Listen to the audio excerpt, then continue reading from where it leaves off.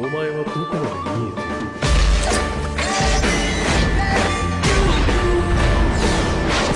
いる。俺の死に様か。 Death. By itself, this word instilled fear, but this is for ordinary people. Some consider this word sacred, some consider it simply beautiful, but for one person, it had no practical meaning. This person has experienced the meaning of this word on himself many times, trying to ease the pain, but all to no avail. He had already forgotten how many years he had lived, but he remembered for sure that more than 1 century had passed. He kept trying to die, but every time after death, he woke up in his bed in the morning of the same day, in a cold sweat. Now, he was standing at night in the rain, in a gray hoodie, with dark blue jeans. Closing his eyes, lifting his head, and feeling the raindrops fall on his face, and trickle down under his clothes. He looked like a 16-year-old blonde, with blue eyes, and with 3 pairs of stripes on his cheeks, and his name was Naruto Uzumaki. Young man, can I help you? The guy heard, and turned around, saw a girl of his age looking at him.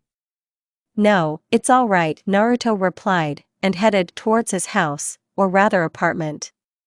It was located not far from the city center, and it was a 1-room apartment, but that was enough for Naruto. No, he didn't have little money, even, on the contrary, he now had a digit with several zeros in his account. Just a large space filled the void in his soul even more, but sometimes it seemed even more. Entering his room, Naruto noticed 1 letter on his index. Opening it, he began to read "Congratulations to Menma Namikaze, you have become the winner of our tournament, and now from the next academic year you will study at the Elite Kwa Academy. Having arrived there, we ask you to hand over the second sheet along with the documents to the headmistress to confirm your transfer." Naruto didn't react to this in any way, although he didn't really know about it. Naruto participated in this tournament for knowledge of various languages only in order not to forget them. He had been to many places in his long life, and his knowledge of these languages saved him. He also heard about this Kwa Academy, and that it was once a women's academy, he knew perfectly well, and therefore was ready to meet there, mostly people of the fair sex. Taking a deep breath, Naruto got out of bed, and then went into a small room, after which he took out thin candles from the cabinet. Then going to another bedside table, which also had candles, Naruto sat down and updated them. Then he lit them, and took out of the locker a black and white painted picture with a white-eyed brunette looking at him. "Happy birthday, Hinata," he said quietly, and smiled slightly, and then just looked at the picture for a couple of minutes. After finishing with that, Naruto put everything back, and then looked at the letter again. Looking closer, he sighed again. "They're late," Naruto said, realizing that the marked date shows tomorrow. "We'll have to go there. Thank you for using our services, Minato Namikaze," Naruto heard when he got his credit card back along with the money. Over the years, he has used many names, but Naruto has become entrenched in his personality the most. "I think it's here," Naruto said to himself, standing at the gates of the academy. He walked on, and sometimes reading the letter over and over again, sometimes squinting to the sides to look at the students, or rather the students, who whispered at the sight of him. "Oh, I'm sorry," said the brunette girl, with rather big dimensions, when she crashed into Naruto. "Are you hurt?" Naruto asked, although it was more a gesture of politeness than real concern. "No, I'm sorry, I bumped into you. By the way, I haven't seen you here before, are you new?" the girl asked, slightly tilting her head. "Yes, Menma Namikaze," the blonde introduced himself, bowing politely. "Akino Himejima," the girl also introduced herself. "Can I help you?" "Yes, I need to hand over my documents, will you show me?" "Come on, are we the same age after all?" "Okay, show me the way." Naruto came out of the office of his new headmistress with a piece of paper in his hands, where the symbols indicating the audience number were indicated. "Well, where will you study?" Akino asked after Naruto came out. "Have you been waiting for me all this time?" Naruto asked, not looking up from the paper. "Of course. Let me walk you to class." "So what's the audience?" Wow, Naruto noticed the joyful surprise on his guide's face. "Is something wrong?" "No, It's just that this is my class too, which means we are classmates, she said with a smile, and then taking the blonde by the hand, went to the audience they needed. Sorry, I'm late, teacher, we're here, said the girl, happily entering the classroom. Are you Menma Namikaze? A nod in response. Great, dear students, meet this is Menma Namikaze, and from now on he is your classmate.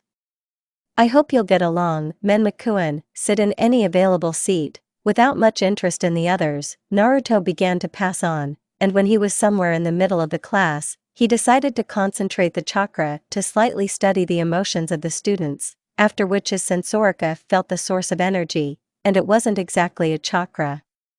This source was a beautiful-looking girl with scarlet hair, who was smiling sweetly to herself, solving problems, a scarlet-haired girl who did not pay attention to Naruto.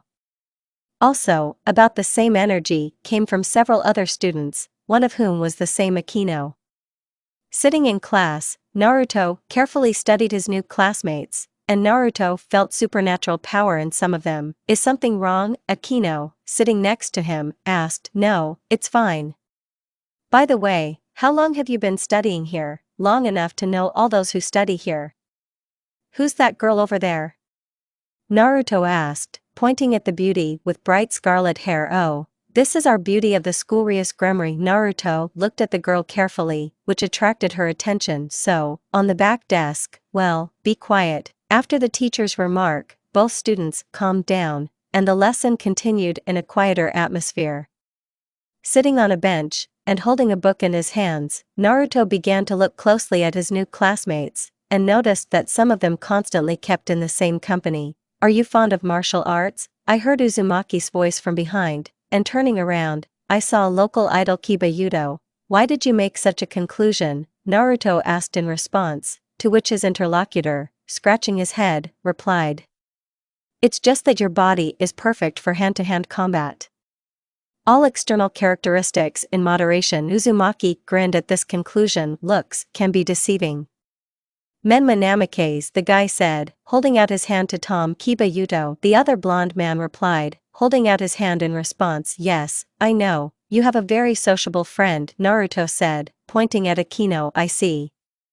She is kind to us, as well as our head Rias. By the way, did you like any of them? No, my heart is already occupied by another person, Naruto replied, flipping through the book in his hands. Yes? And where is this lucky girl studying now? She died a long time ago, Naruto replied dryly, and getting up from his seat, headed back into the building. Well, that's, sorry, Yuto apologized, looking at Naruto's back, and then he heard, forget it, walking towards the embankment. Naruto was thinking about his future, although it didn't last long, because he heard, good afternoon, Menma. Turning his head, Uzumaki found a tall white-haired guy who was walking behind him, and hello to you, Valley. Are you going to the old man too? Naruto asked, continuing to walk along his route. Maybe you'll still call him by you? He's older than you, after all, whatever it is. Hello old man. Naruto waved his hand to the man whose hair was black on top and light on the bottom. Is that you, Menma-kun?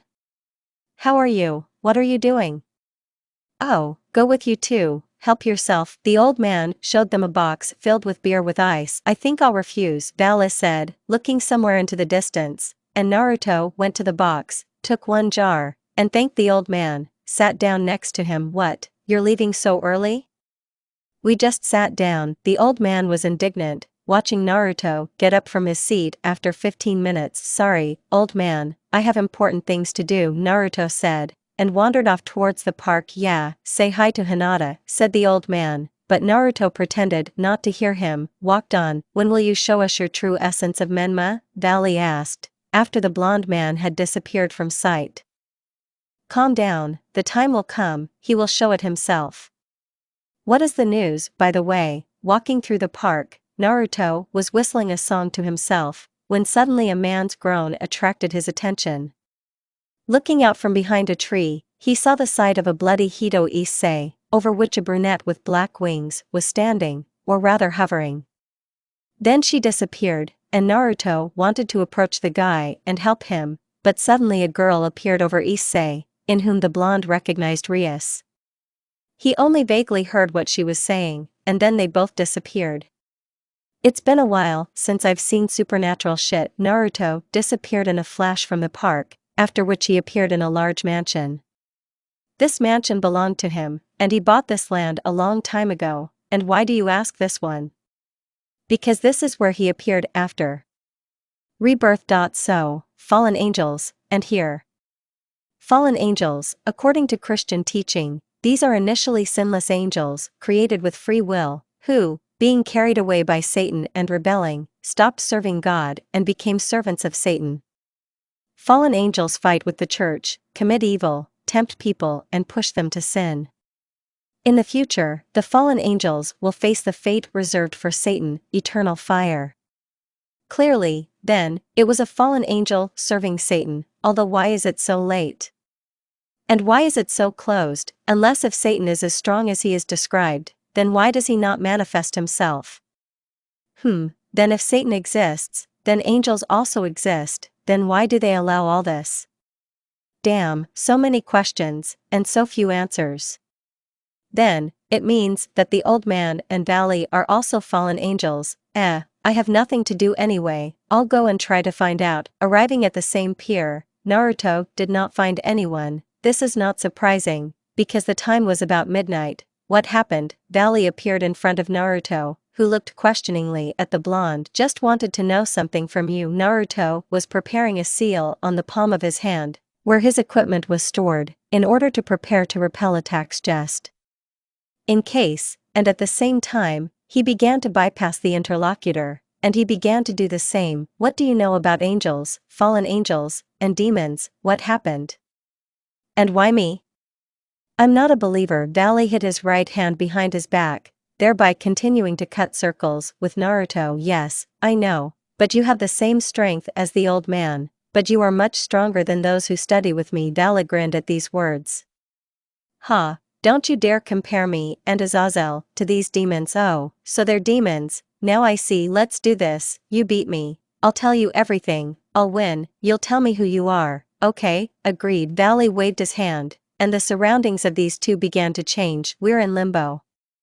In the space between heaven and hell, our actions will not affect what will happen on earth in any way, so you cannot hold back. Naruto turned his head and cracked his knuckles. Great, that's what I wanted to do. In an instant, kunai appeared in his hand, which he threw at Valley, but white armor appeared in the white-haired man's hand, with which he beat them off, but he did not like Naruto's smile, after which he disappeared, and appeared next to him, hitting him in the face with his foot. Clearly, you use them as teleportation points. You're stronger than I thought. You haven't even seen part of my true power, Naruto said, taking out the kunai, and throwing it towards Valley, folded the seal of the cross, and said, Shadow shurikens. Many appeared around one shuriken, but not one missed it. What? Already chickened out? And I just started having fun, pinned Naruto. Valley, because he had wings, and he took off, to which his opponent said with a grin, well, now you will see my true strength. Valley's whole body was surrounded by armor, and symbols appeared around his right arm, and a ball with a golden glow appeared on his palm. Are you scared? Valley asked, noticing that his friend froze and did not move. Scared? For me? What makes you think that? Valley noticed that Naruto's eyelids darkened, his pupil became horizontal, and the color of his eyes turned yellow. Let's finish everything with one blow. A blue ball appeared on Naruto's right hand, which became huge, and his strength was off the scale. Without wasting time, Valley darted towards Naruto, to which the blonde, in response, dispersed the chakra through the body, did the same. Oh, how boring, said Azazel, sitting in his apartment, and opening another bottle of whiskey. But this boredom did not last long, because there was a knock on the door, and the question who was there was answered. I'm the old man. The fallen angel was extremely surprised by who his guest turned out to be. What are the fates of me? And what is it with him? Azazel asked, noticing Valley on Naruto's shoulder. Just like that, we argued, the blonde man answered, walking forward, and throwing the carcass on the sofa, which made Lucifer involuntarily groan. Bet on what?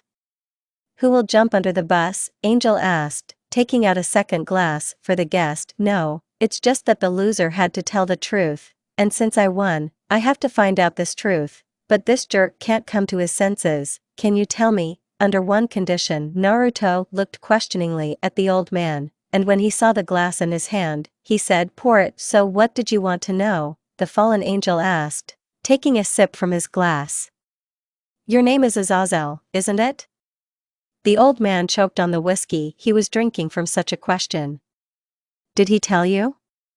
The old man asked in response. "Yes." "Now answer me." "Well, yes, you're right, I'm Azazel, and I'm an angel, a fallen angel, but in my defense I'll say that I'm retired." "Retired?" "Yes, I haven't been to hell for a long time, and I haven't met the current Satan for a long time." "The current one?"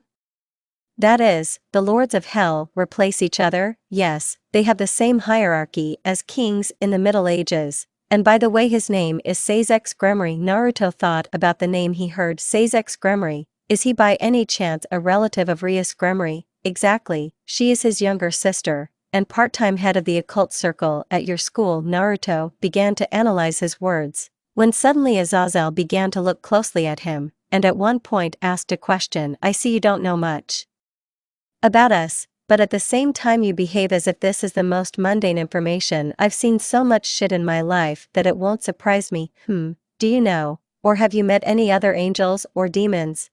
One, or rather two, the first was called Moria, and the second Kurama. Do you know such? Moria, I have not met him, but I know that he is from Japanese mythology, and he hates people terribly, and in general wants to plunge the world into chaos, and I do not know Kurama. What is he?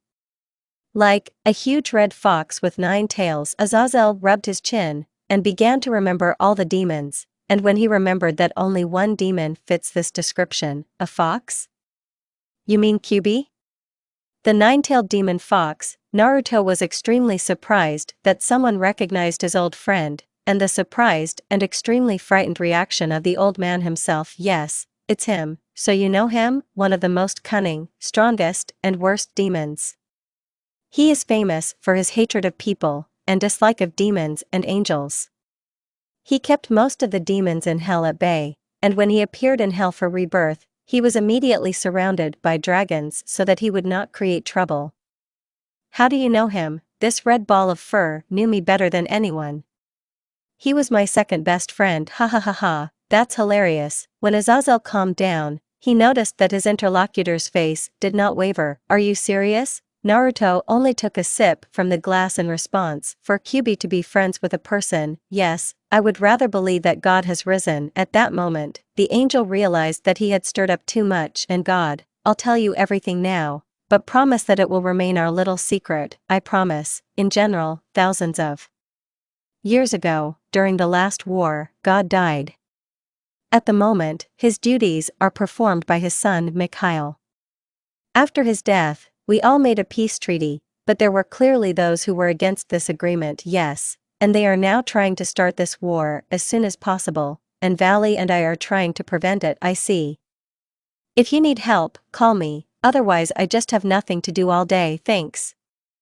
By the way, how did you even find out about our existence?" "That's right, I saw one fallen angel trying to kill my classmate, but suddenly Rias appeared and saved him." "Like, could you see his face?" "It was her, and unfortunately, no, I couldn't, but she seemed to have large dimensions, and she was dressed like a stripper."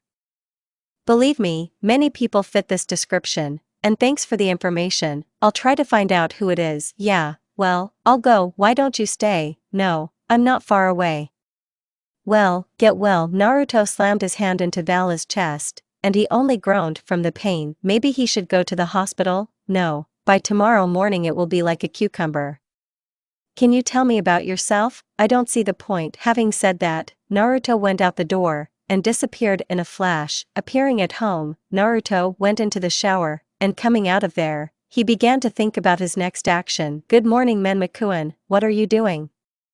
"Oh, I didn't know you were a believer." After coming to school, Naruto sat on the back desk, and tried not to shine, hiding behind a book of the history of Christian mythology, but when Akino came into the classroom, she immediately stuck to him like a leech. "I'm not a believer, it's just that extra knowledge never hurts. And by the way, since when has Issei been communicating with you?" Naruto asked, nodding towards Issei and Kiba, who were talking about something. Oh, you mean that, we just decided to add him to our occult circle. Do you want to join? Akino asked, bending down so that her virtues were visible to his gaze.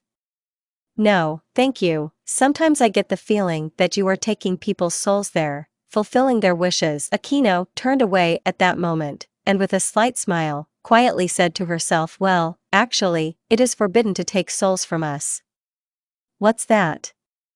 Pretended not to hear Naruto. And nothing, forget it. Okay, I'm off, we'll talk later. When Akino moved away to her place, which means next to Naruto, the blonde noticed Issei in the corridor, who was heading to his classroom, after which two of his friends approached him and began asking questions about how the date went. Well, everything went fine. Come on, Issei, come on, tell us how your first date went, and what was the name of this beauty. From such a question, Issei hesitated slightly, and Naruto pointed his ears. He had to find out her name, because, most likely, she is the fallen angel. Well, her name is, Issei was just about to say her name, when suddenly Rias came up to Naruto. Menmakuen, can you help me move books to the library after school, please? And Alya the eyes of a Shrek cat. Why don't you ask Kiba? He's not a blunder either, he'll be busy later, but you're not, please. At that moment, her eyes lit up red, and Rias smiled, but Naruto smiled even more insidiously at this, and Rias did not understand what had happened, and when she blinked once, she found herself in some dark and damp room, and she was tied up on a chair. Satan's little sister, you say? Naruto peeked out from behind her, who gently ran his finger along her neck. Where are we?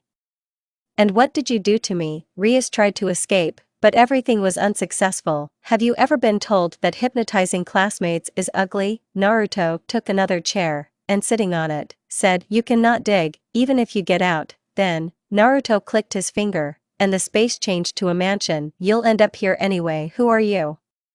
And what do you want from me? The name of the fallen one who almost sent Issei to that one yesterday. First tell me, who are you? At that moment, Naruto's face distorted, and his body began to turn black, after which it disappeared altogether, and scarlet eyes appeared in the void, after which Rias felt his colossal strength. Then he spoke, just not in a human voice. I am your nightmare, I am your fear, I am your reaper, I am your death, and I am your judgment.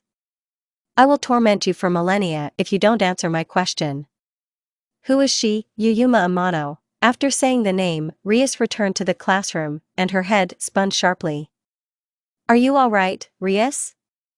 Naruto came up to her and helped her sit down. Yes, I'm fine, thanks Menmakuen, just a little dizzy. Naruto helped her sit down in her seat, and then sat down on his own. Yeah, I didn't think you'd be so easily caught off guard. If you're so weak, what can I say about the others? And also, Yuma Amano. Sitting on the couch at Azazel's house, Valley pressed ice on his head. Yeah, he got you pretty good, Azazel said, handing Tom water with painkillers. Don't rub salt on the wound, Lucifer said in response, accepting the glass, but at one point it seemed to him that he was going crazy. Valley, are you okay? He heard Naruto's voice, after which he jumped up from his seat. Menma? Where are you? Vala began to look around, but did not find Uzumaki. Who are you talking about? It's just us here, Azazel said, taking a sip of whiskey. No, I can hear his voice clearly, and this is not surprising. In short, I will explain when I get back, and now remember the name of Yuma Amano, and give it to Azazel. Yuma Amano. I'll pass it on. Well, okay, get well, good luck. And what did he say? Yuma Amano, he asked me to give you this name. At that moment, Azazel smiled. Looks like he figured her out. On a huge white space, bound with golden chains, hung a huge fox, and covered those who stood in front of him with good mats. I swear, when I get out, I'll eat you along with your souls. These words had no effect on those who stood in front of him, but he could only make out two of them. A blonde with two ponytails, slightly dark skin, 6 stripes on her cheeks, as well as purple eyes, as well as a brunette with white eyes without pupils. And you look like that kid. I'll eat him too, only after you, said the fox, looking at the blonde. Of course, not that, the girl said, and touched his head, after which he screamed violently. Who are you? The girl asked a question, to which she was answered, Kurama. The girls were extremely surprised by the answer, and undoubtedly began to rejoice. And who is your best friend? Kurama hesitated slightly, but then immediately answered, Naruto Namikaze. The girls doubted the answer, and looked at the one who was sitting behind them, and he just shook his head. Sorry to bother you, but you're not the one either. Sitting in the dining room, Naruto watched Issei approach each of his classmates and ask about Yuma. Menma, you don't remember Yuma either? Naruto has decided not to shine yet, so too, he just pretended not to understand what he was talking about. Yes, you all conspired or something. When he said that, Rias came up to him and took him somewhere, and Naruto, after waiting for the end of the lessons, headed towards the embankment, where he was always with friends, but this time neither Vala nor Azazel was there. Deciding that they were most likely at Azazel's house, Naruto headed there, and when he knocked on the door, Valley opened it. Hi, how are you feeling? Uzumaki asked a question, and he just skipped that further, answered, it's better than last night. Why did you come by the way? I just walked in, and you're already kicking me out. No, I was just wondering. Yes, I wanted to talk to you. By the way, where is Azazel? He said he had important things to do and left me here. Oh, yes, I forgot to tell you, I found out where our beauty is. Yes? And where? In the church, not far from here.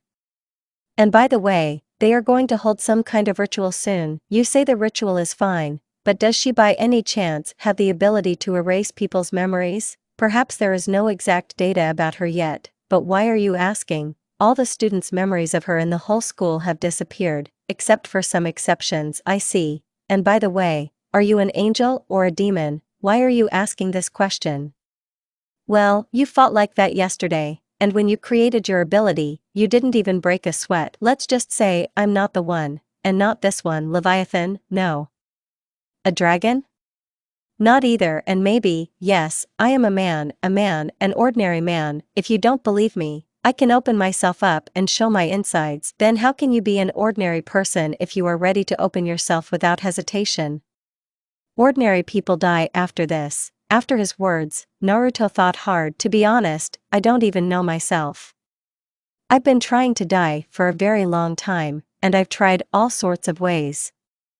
Burn myself, drown myself, throw myself under a car, bury myself alive, chop off my head, but every time I did this, I woke up in my bed that morning, and everything was fine with my body. Then how old are you? Vala listened, and felt with his whole body how energy was seeping out of his interlocutor, even too much for a person, but for an angel. If I'm not mistaken, then in a month I should be 368 years old. I see, how people have changed since those times. When I first appeared on the territory of present-day Japan, people could not communicate with me normally, because of the force that seeped through me, and because of this I constantly have to put limiters on myself. According to you, you are not from this world, so another question arises. Did you appear here alone, or are there other superhumans like you? No, I appeared here alone. If someone else appeared here, I would immediately feel it. And although, there is one demon that I can call my friend. And it seems that at the moment he is the only one among all my surviving friends, although I do not know if he is still alive or not. Hubie, haven't you heard of this? Valley rubbed his chin thoughtfully. I thought I heard that he was some kind of strong demon, but there weren't any rumors about him. Why? I was his vessel. After Naruto said that, he noticed extreme surprise on Vala's face. You are definitely not an ordinary person. Usually, when a demon enters a person, it kills his mind from the inside, thereby taking control of the human body, and after he leaves the body, the human body itself, with a very high probability, ceases to function. Well, that's what made me different from the others. My mother was from a great clan that was famous with a very strong spirit and body, and yes, once he was taken out of my body, and I almost gave my soul to God because of this, and then he was returned again. How did he get into you in the first place? My father sealed it before he died. Your father must have been a great man to be able to cope with the demon alone. Yes, he was great, but he didn't do it alone. My mother helped him, but even her strength was not enough for this. Therefore, the father gave the soul of the Shinigami to seal it. What happened to your mom? Kyubi killed her, and her father with her, but he would have died anyway. And how old were you when it happened? I wasn't even an hour old then. It happened the moment I was born. No wonder you've become so cold.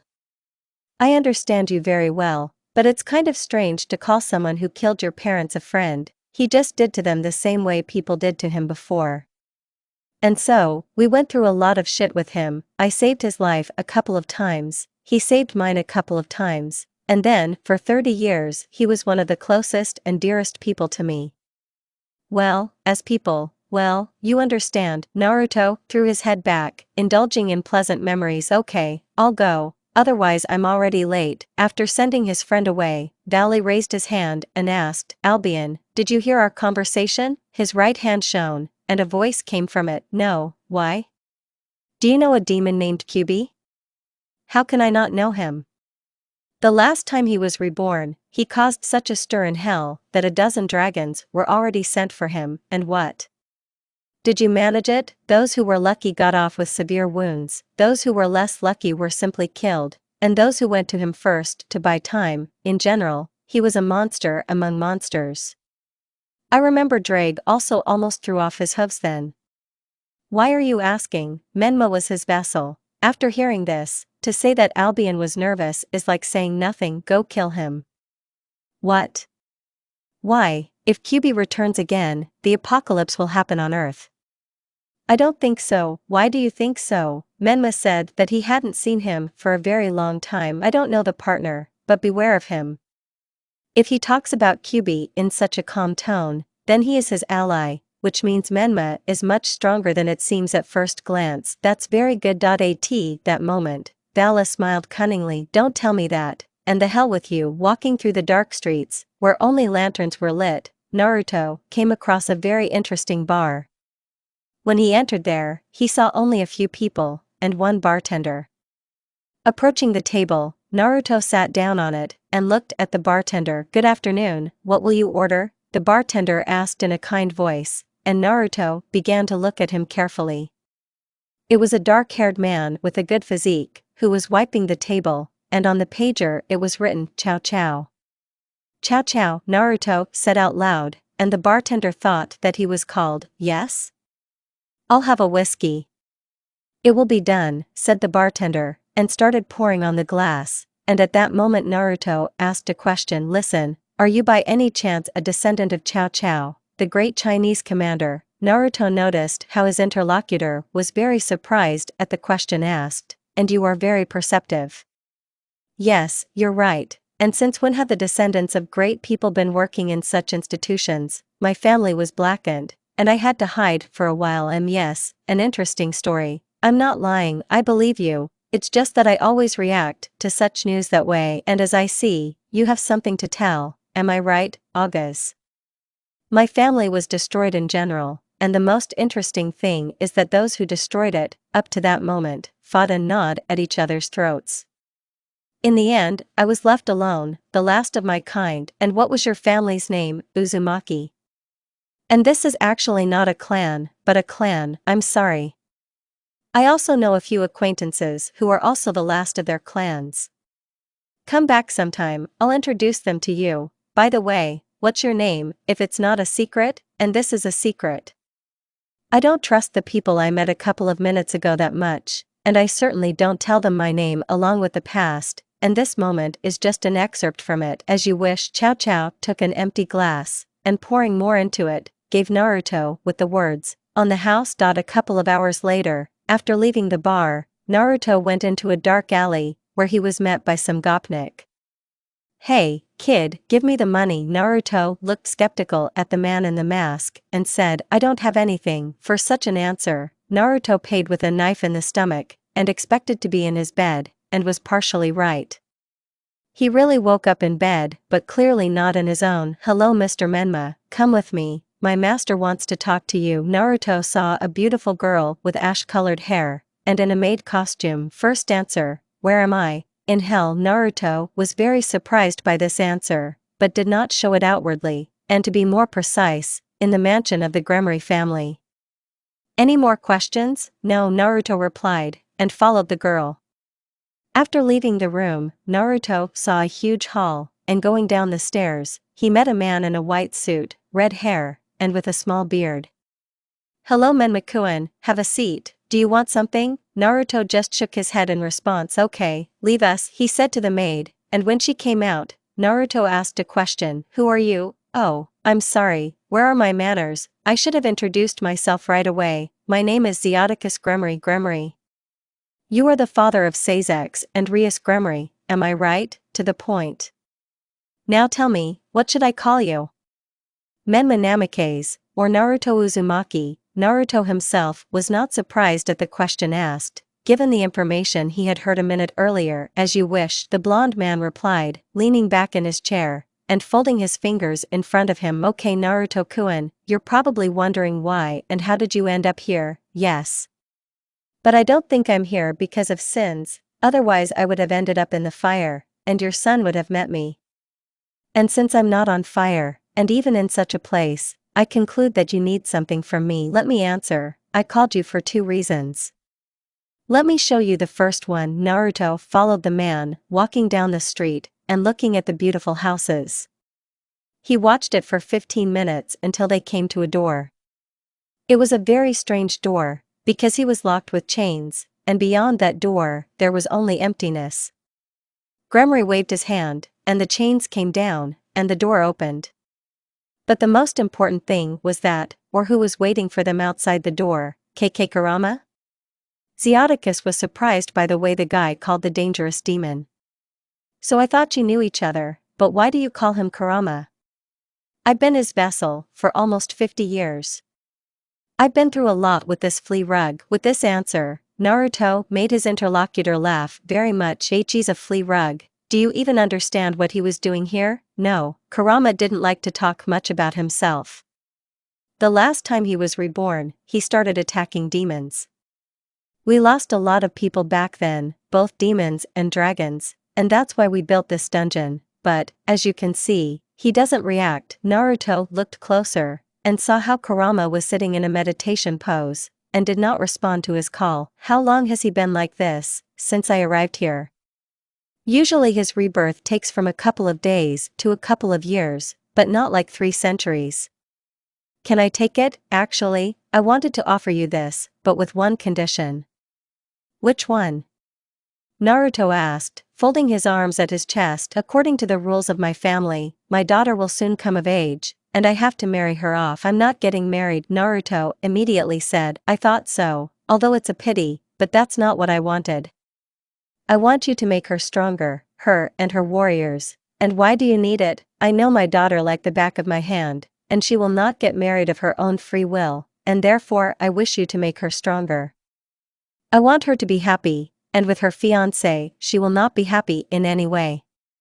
Of course, you want to leave your daughter free, but at the same time not to disgrace yourself." "Exactly, so do you agree?" "A close friend, in exchange for a few hours for a few days. I think this is a very good offer. Where am I going?" "I agree. I didn't doubt you Naruto-kun, and this is as an advance." A beautiful blade appeared in the man's hand, with a white glow on one side and a black one on the other. "This blade is called the Edge Blade, or the Soul Eater. I think it's not worth explaining why it's called that, although it has other properties. So okay, good luck Naruto-kun." Zeoticus touched Naruto's forehead, and he disappeared. "Guys, he doesn't have anything, let's go," said one of those who attacked Naruto. He was about to get up, but suddenly he noticed a blue glow with runes, and a girl appeared from it, and then darkness. "I'm surprised you recovered so quickly." Naruto heard a female voice, and opening his eyes, he saw Sona, one of the beauties of the school. "What are you doing here? And what happened yesterday?" Naruto expressed extreme surprise, as far as his acting skills allowed.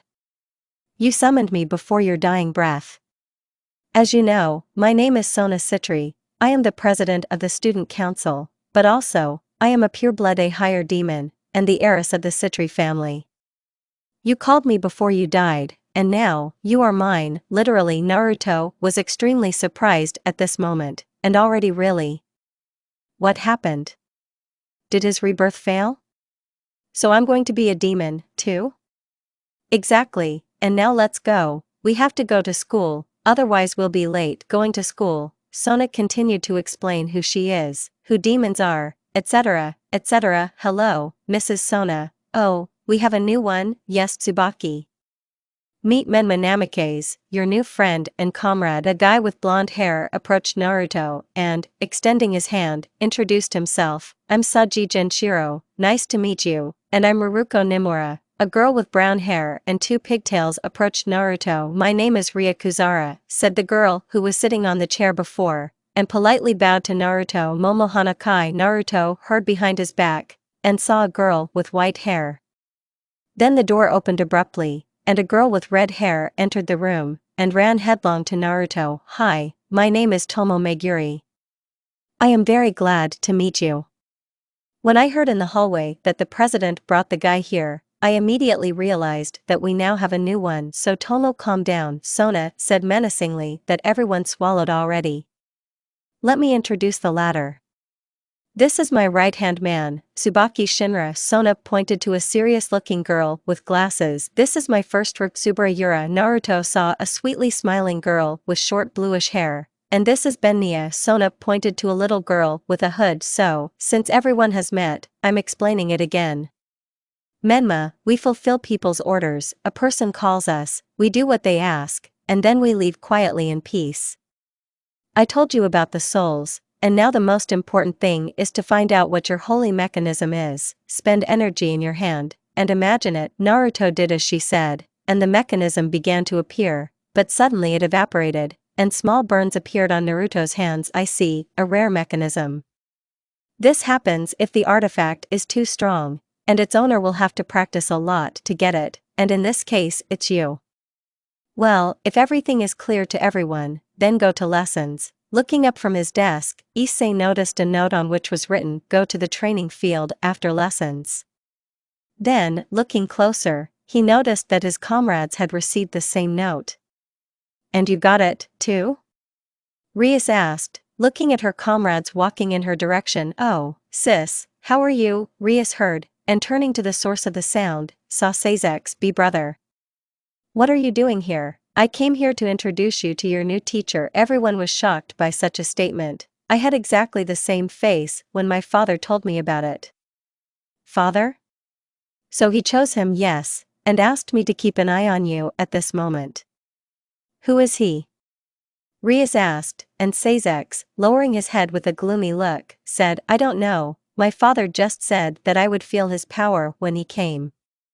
And by his intonation, I realized that he greatly respects him, and treats him almost as an equal, which means that there is no doubt about his strength. Then everyone felt a powerful surge of energy, and turning around, they saw a red-haired guy in a porcelain mask. I think Satan has already told you about me. I would like to be called by my first name, said the elder Gremory, getting up from his seat. You can go, we don't need you. Ria saw the guy snap his finger, and her brother disappeared. I want to test you first, fight with full force, I won't hold back, said the guy in the mask, and in a moment he was next to Kaneko, punched through her chest with his bare hand, and crushed her heart. Kaneko! Rias shouted, and Kiba took advantage of the moment to try to strike with his sword, but his opponent dodged, and grabbing his hand, took the sword out of his hands, and kicked his stomach with all the force that he crashed into a tree, and then threw his sword in his direction, thereby cutting him in half.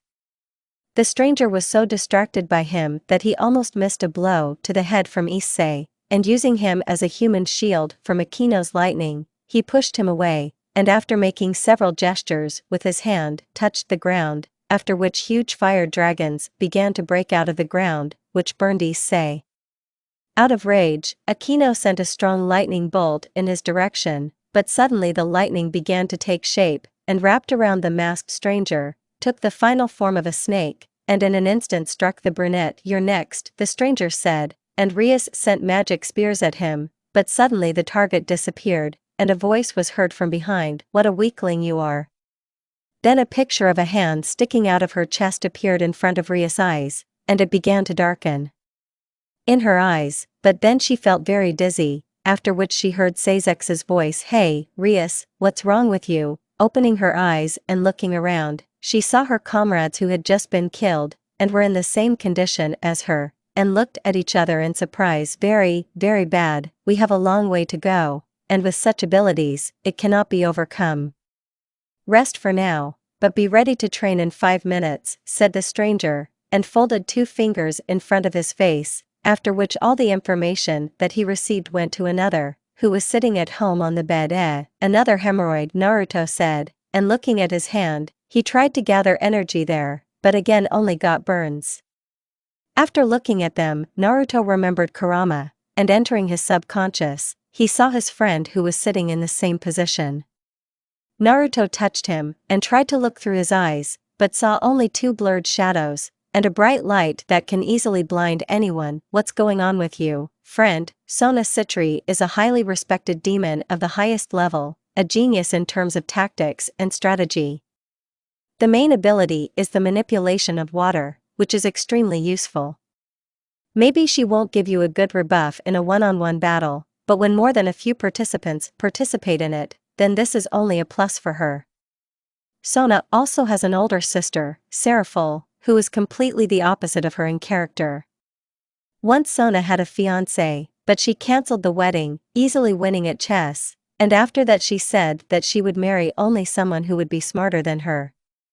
Her best friend is Rias Gremory, with whom she is currently sitting together in the same office, and playing chess while Sona's wards are cleaning in the same office. The Spanish party, said Naruto, wiping the table, and just for a couple of seconds looking at the game. What are you talking about? Gremory asked, looking at Naruto, and then back at the board. So you noticed after all, Sona concluded, looking at Naruto. Of course, this is the most primitive tactic that can be, Naruto said with a smile, already putting the books in a box. What are you talking about? Rias did not understand at all what kind of discussion was going on between these two. Explain it to her, Sona ordered coldly. As you wish. The essence of Spanish tactics is a quick attack by elephants. Right now you're just playing to her tune, Ms. Rias. With one fleeting glance, I completely understood the tactics. Not bad, not bad. Do you have a chess rank? Asked Sona, folding her arms at her chest, and carefully peering at Naruto. No, I will say more. I have played chess only a couple of times in my life, and I prefer shogi more, Naruto replied with the same sweet smile, wiping the dust on the shelves.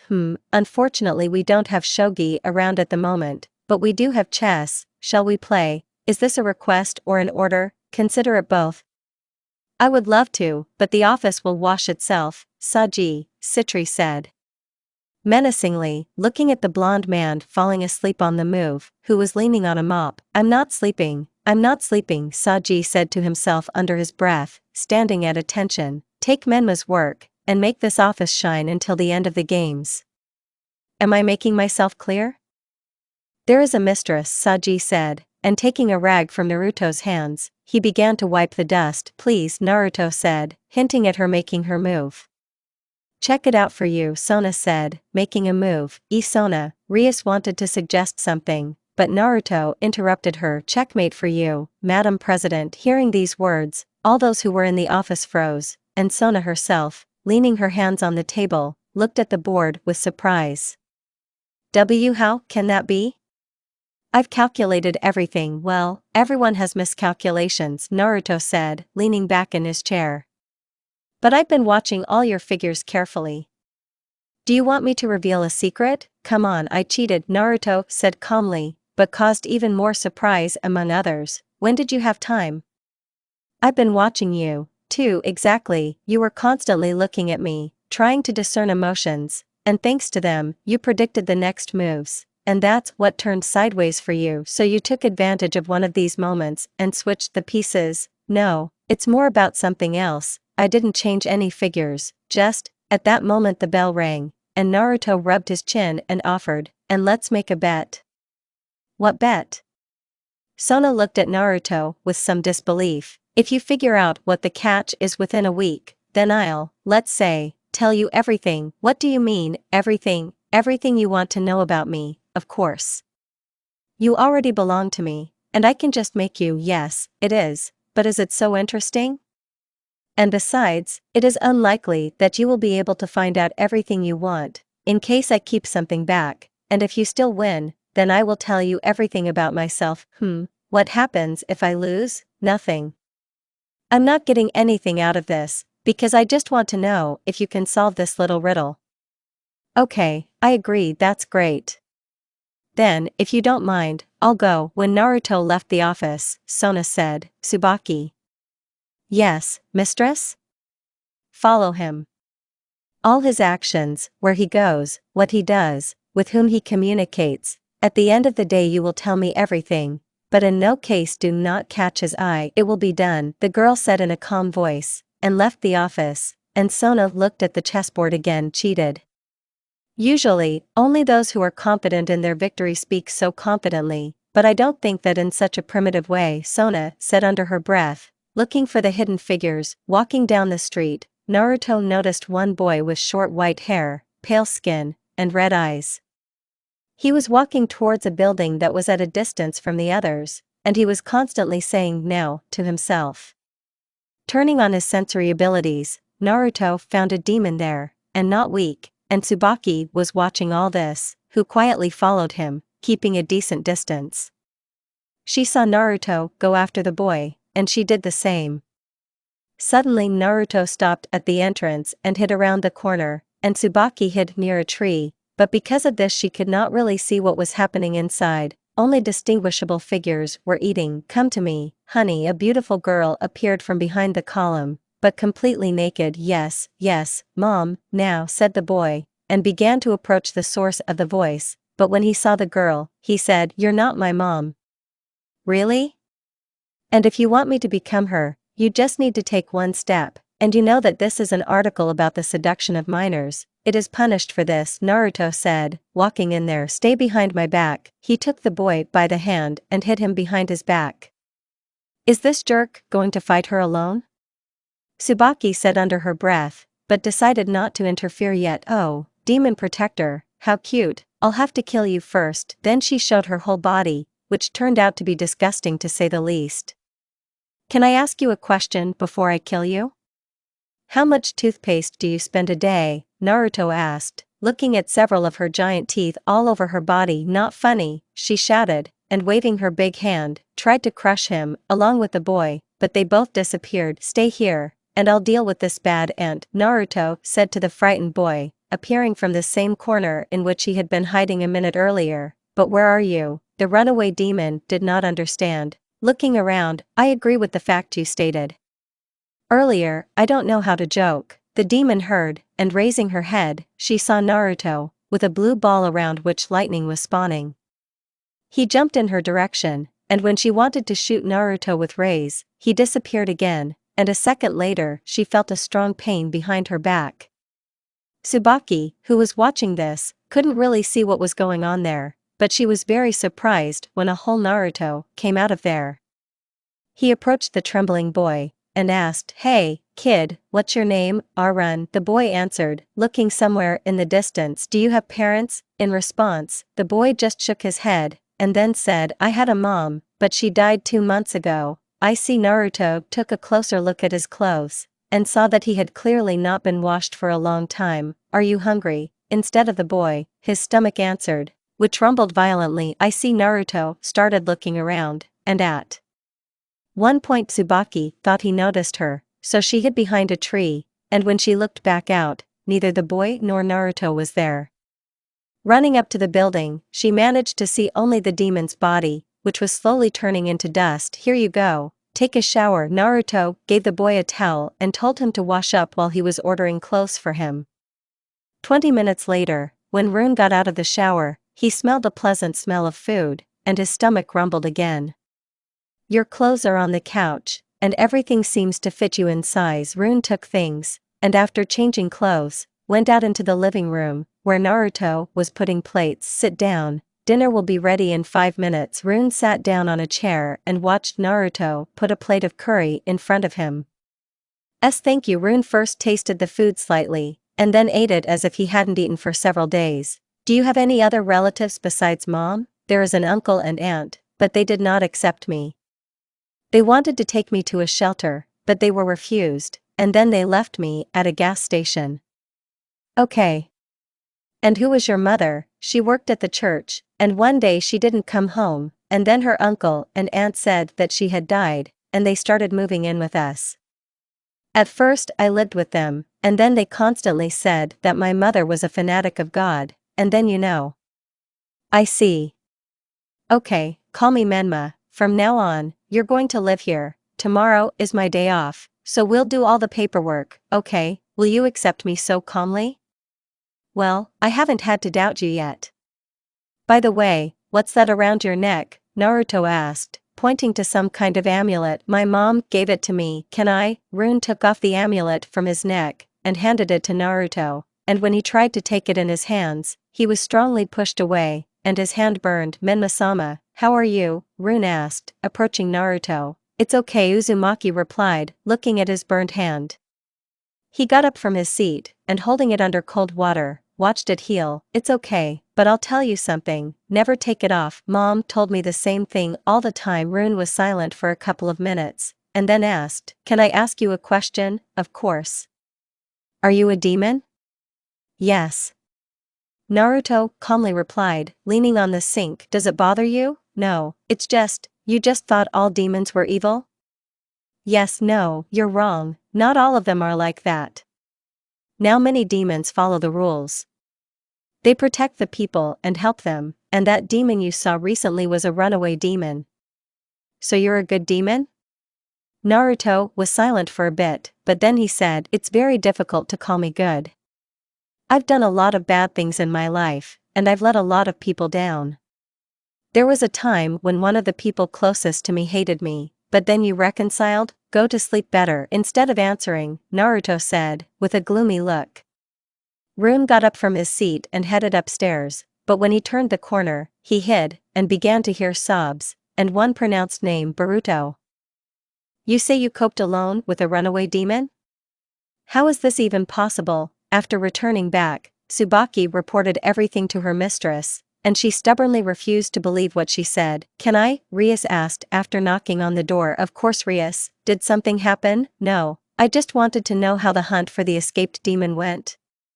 It seems that it was us who were sent for him. So, it's true, Sona said softly. What are you talking about? Rias asked, but she heard it as an answer. Thanks, Tsubaki, you can rest. The vice president bowed and left, and then Sona said, do you remember Menma? Of course, how can you forget such a handsome man? Gremory replied, leaning back on the sofa. He alone dealt with that runaway demon in a couple of minutes.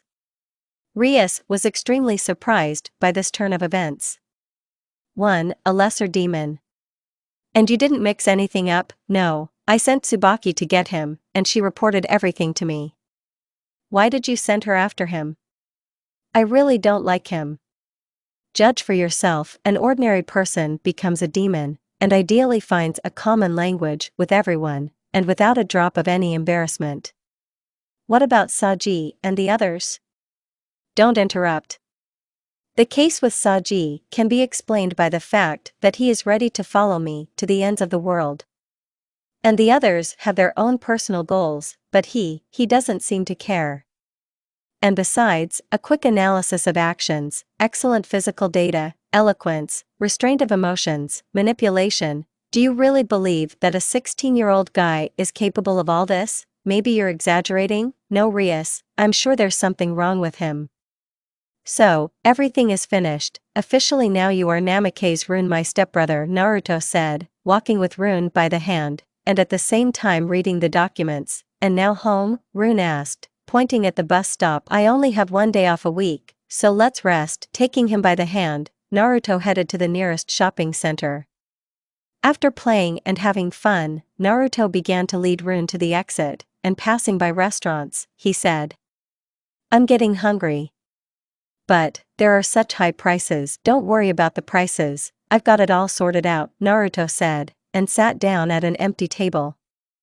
After making an order, the guys began to wait until Naruto noticed Issei along with some nun. See that guy over there? Naruto asked, pointing at Issei. Yes. He's a demon, too. Is he good? Well, if he was bad, then I wouldn't be sitting so calm right now. And so, where else will you see a demon peacefully talking to a nun? Yes, it's true. And you have quite an interesting life. Well, they have it, and I'm not going to stay in their circle for long. Why? Are you not satisfied with something? In some places yes, in some places no. It's just that I became one by a certain agreement, and after fulfilling it, I'm going to leave their ranks. I see. Can I ask you a question? Yes, of course. Can I become a demon? Rune was now expecting to be scolded, but Naruto answered neutrally instead, I don't know. Maybe yes, maybe not. It's up to you, but nothing is guaranteed. To be honest, I expected a different reaction from you. Well, this is your life, and it's at your discretion. I don't have the right to decide something for you if it doesn't concern me. At that moment, the waiter brought the order, and the further conversation was already on another topic. Hito Issei is a young student of Koi Academy who has never had a girlfriend, and for this reason he grew up anxious. He lives in an ordinary house with his parents, who are literally already praying for their son to find a girl. This of course annoys him, but they do not listen to his objections. Entering the territory of the academy, the first people Issei met were his best friends, brothers in arms, and just perverts and colleagues Matsuda and Motoharu. The perverted trio is exactly what these three were called because of their infatuation.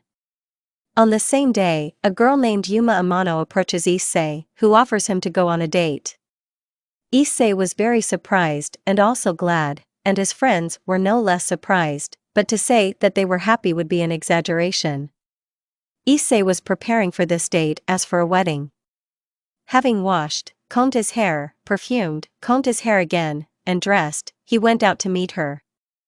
They walked around the park for a while until Yuma asked a question. Issei, can you do something for me? Issei was ready to do anything for her at the moment, and was very shocked when his answer was yes. She asked for a very strange request. Can you die for me? Then wings appeared from behind her back, after which she pierced his body with a magic spear, after which she disappeared. Considering that this was the end, Issei thought that he was already dying, until a red glow appeared above him. Waking up, the first thing Issei saw, to his very strong surprise, was a breast, a woman's breast. Finally coming to his senses, Issei examined the owner of such a beautiful body, and recognized her as the head of the occult circle Rias Gremory. She told him that she is the highest demon, and the heir of the Gremory clan, and that now he is also a demon, and after that day, Issei's life changed forever. He met other members of the occult club who are also demons. Zenobia, or Akino, is the queen of Rias, as well as her deputy. Kiba Yudo is a horse, a melee fighter, skillfully wields a sword. And the last Kanikoruk, despite its small stature, has high strength and agility, and is also a melee fighter. Most of them were not originally demons, but for one reason or another they became demons.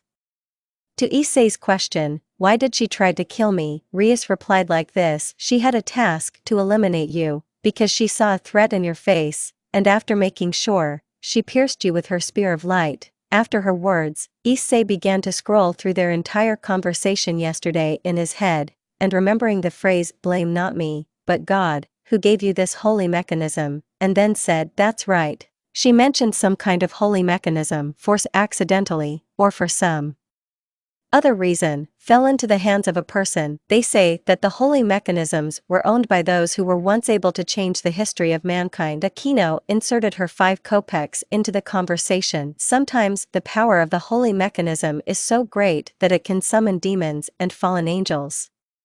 Raise your left hand. Issei did as she asked, after which she continued, think of something exciting. Issei tried his best, but the lovely view between the legs of Mrs. Gremory herself prevented him from concentrating. It's okay if it doesn't work out, not everyone does it the first time. Why me? I mean, are you sure you didn't make a mistake? A fallen angel attacked you, there can be no mistake about that. Well, what if we accept the fact that I'm still alive? Rias took out a small piece of paper with some runes. Thanks to this.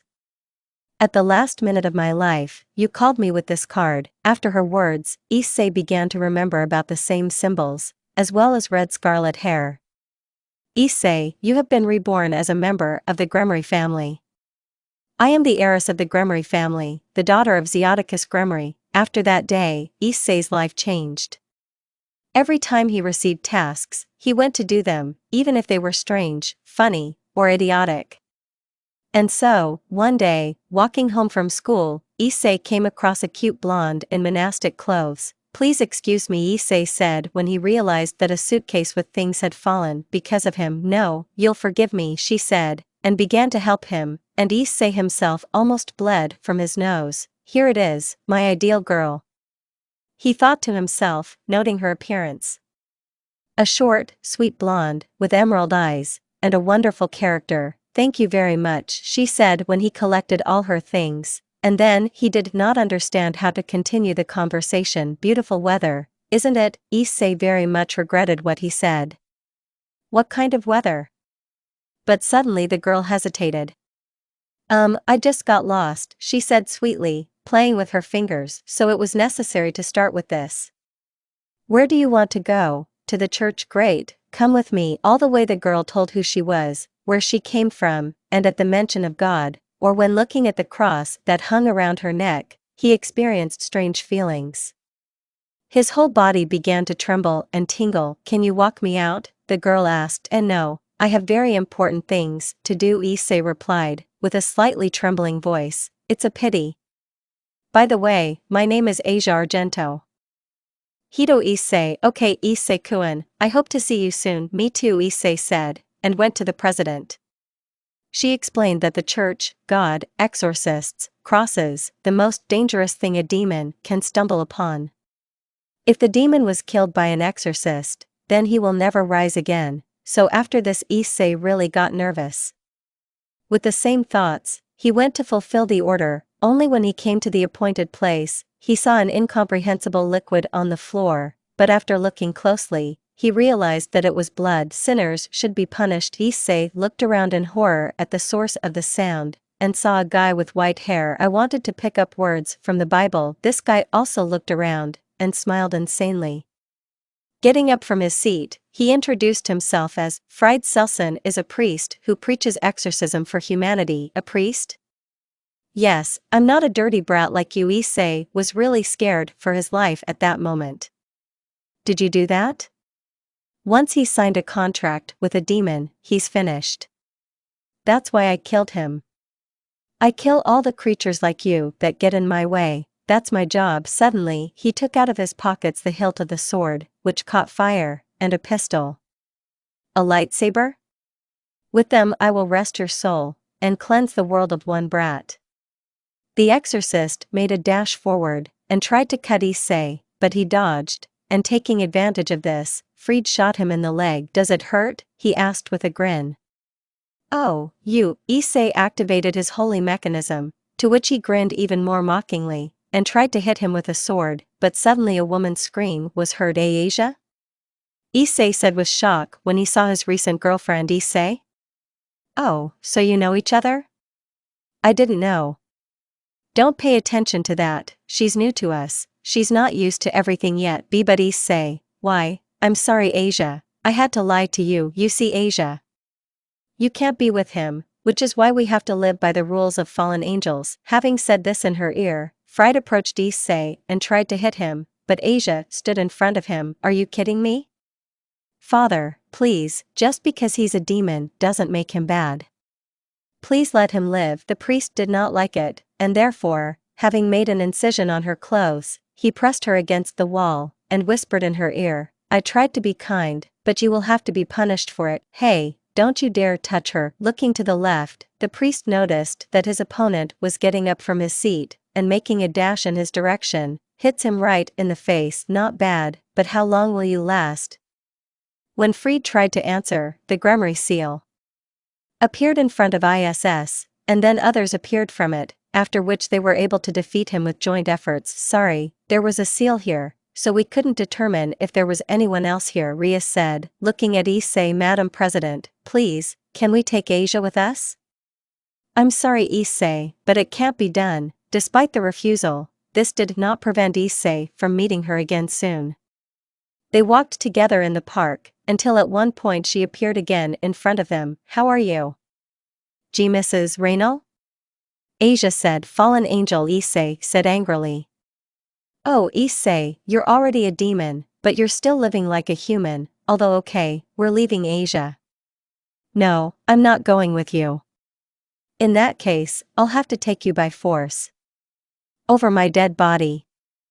Issei said, and armed with the holy mechanism, he stood in front of Asia. Don't stand in my way, otherwise I'll kill you. And this time for sure a spear appeared on her hand, and looking at it, Issei said, no, this time you won't stop me with that. Suddenly, the glove on his hand began to change, and his body began to fill with power, but it was stopped by the spear of light with which the fallen angel pierced his body.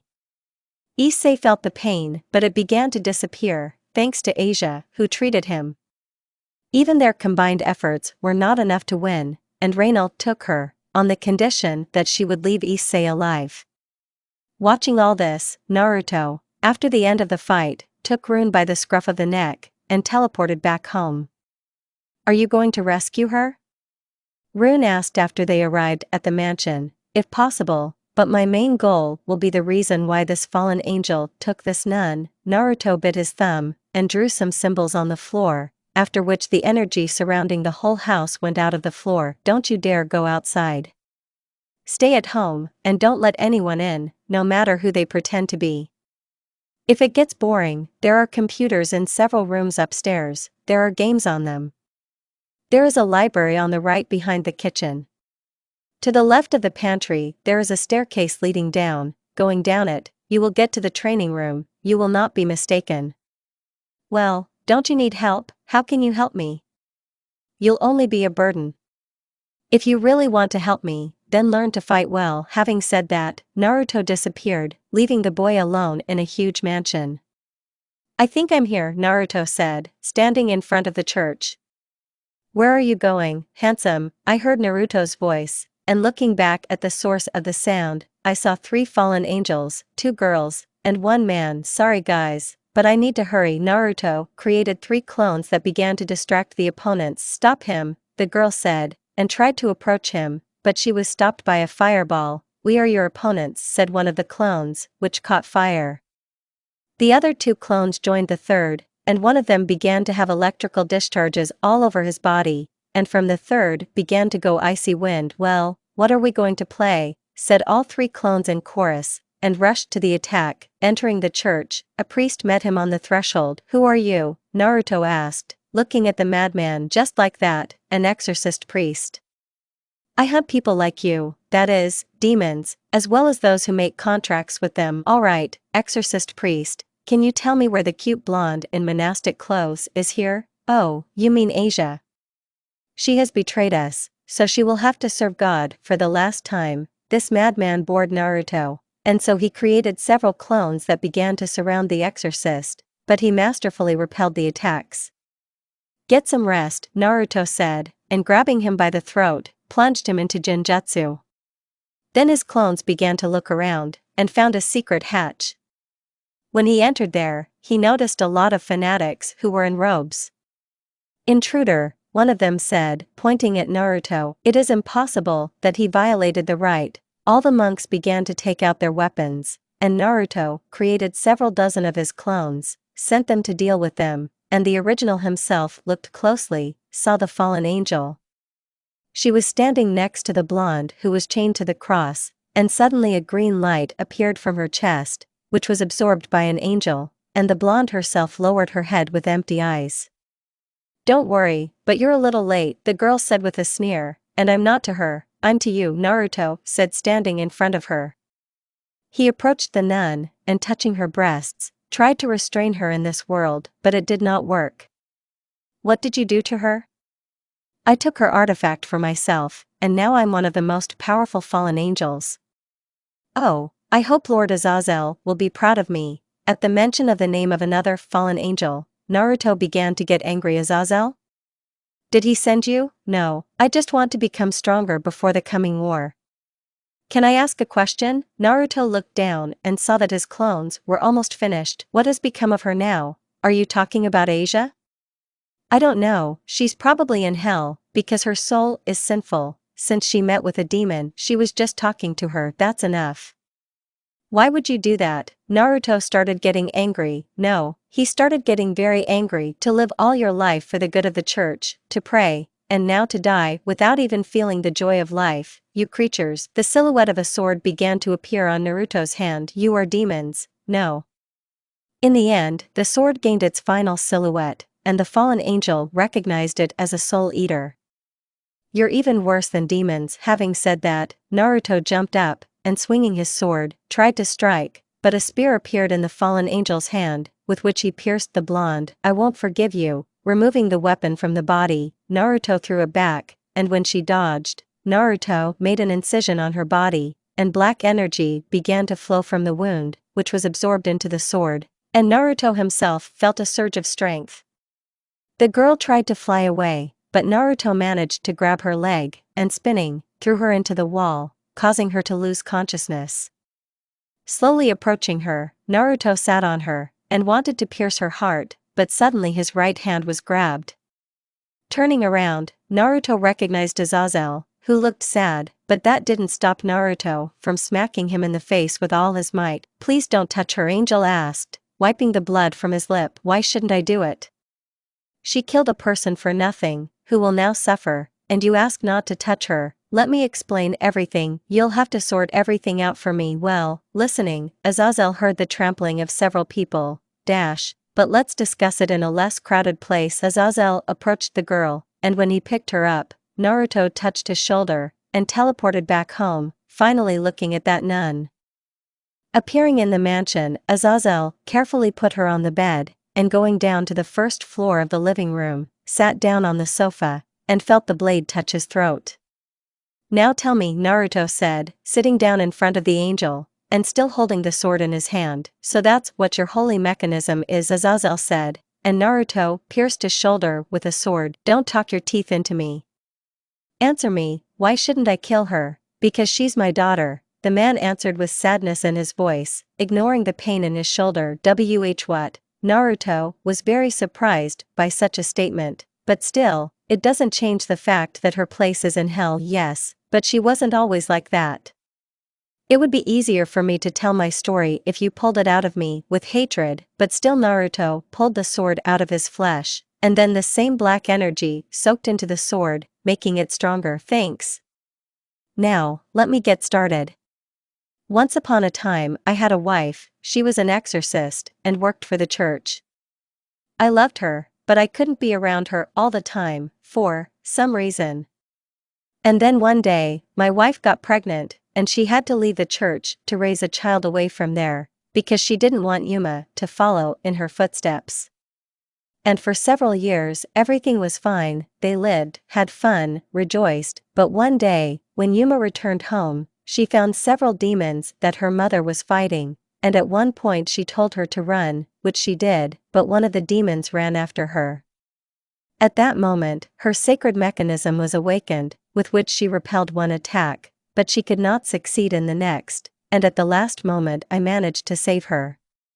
We ran back to the house, but my wife was already dying, but she smiled at the sight of Yuma.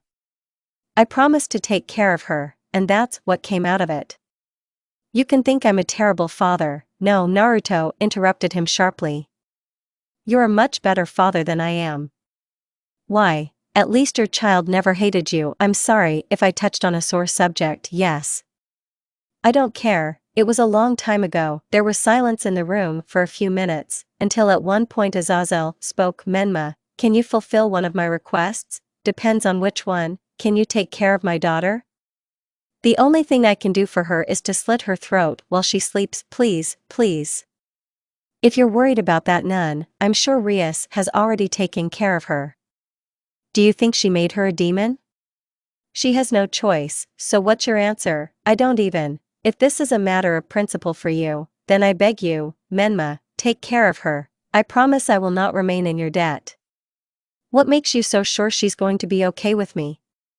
Well, you sheltered that boy, you take care of him, you protect him, and now I'm asking for her. After thinking for a while, Naruto looked at the angel, whose head was almost touching the floor. Okay, Azazel began to approach the blonde with a smile, but with some conditions. She will live by my rules, first of all. Secondly, both you and she will owe me. I'm grateful to you." Getting up from his seat, Azazel began to walk towards the exit. "I'm counting on you," said the fallen angel. Before leaving, when she came to, Yuma felt a slight pain in the head area, but it quickly passed. Looking around, she realized that she was in a rather beautiful room. "Where am I?" Yuma asked herself, and when she got no answer, she got up from her seat and saw the clothes according to her size. After changing her clothes, she left the room and found herself in a rather long corridor, at two ends of which there were exits to the lower and upper floors. Going downstairs, her nose smelled the lovely smell of food, and going to its source, she went into the kitchen, and saw the same blonde. Trying to attack him with a spear of light, she began to create a weapon, but he disappeared on her hand before he appeared. Meanwhile, the blonde did not see her, and was tossing meat in the pan. Seeing a knife on the table, Yuma approached him, and taking it, quietly tiptoed began to approach him until Naruto spoke. "You couldn't kill me with your artifact yesterday. Do you think you can with this toothpick?" Naruto came up to the table, and putting 3 plates of food and utensils there, took a knife from Yuma's hand, and then put her on a chair. "You didn't kill me. Why? To be honest, I wanted it very much. But your father managed to save you at the last moment." "Oh, father? So he came to save me? Then where is he?" "I do not know this, but he asked me to take care of you, and you are very lucky that I have a rather warm relationship with him." Naruto tasted a piece of meat, and said, "There is not enough salt." "You didn't answer that where it is?" Yuma asked, watching Uzumaki take out the cups and pour coffee into them. "I do not know where he is, and I do not care where he is. If I need him or he needs me, he will find me." "So he left me?" the fallen angel asked with a sad look. "No, he takes care of you. He understands that next to him, you will constantly risk yourself, and he does not want that." "But why with you? Why not with Valley, for example? Do you know someone like that?" "I know such an overrated weakling." "He's not a weakling. When we missed him, he couldn't answer me properly. It's just that he didn't show you his full strength." "Yes, I know, but sometimes I doubt it. And by the way, what is your relationship?" Uzumaki asked with a grin. "What do you mean?" "Well, are you going down the aisle?" "No, are you an idiot? He's like an older brother to me." Yes, I understood that. So now, he will be a frequent guest at my place?" "I don't know, I haven't seen him for a long time." "I see.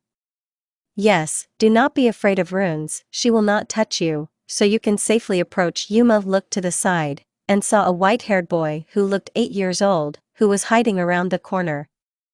Rune began to approach slowly, and sitting down at the table, looked closely at Yuma, and then asked, "And you didn't kill her?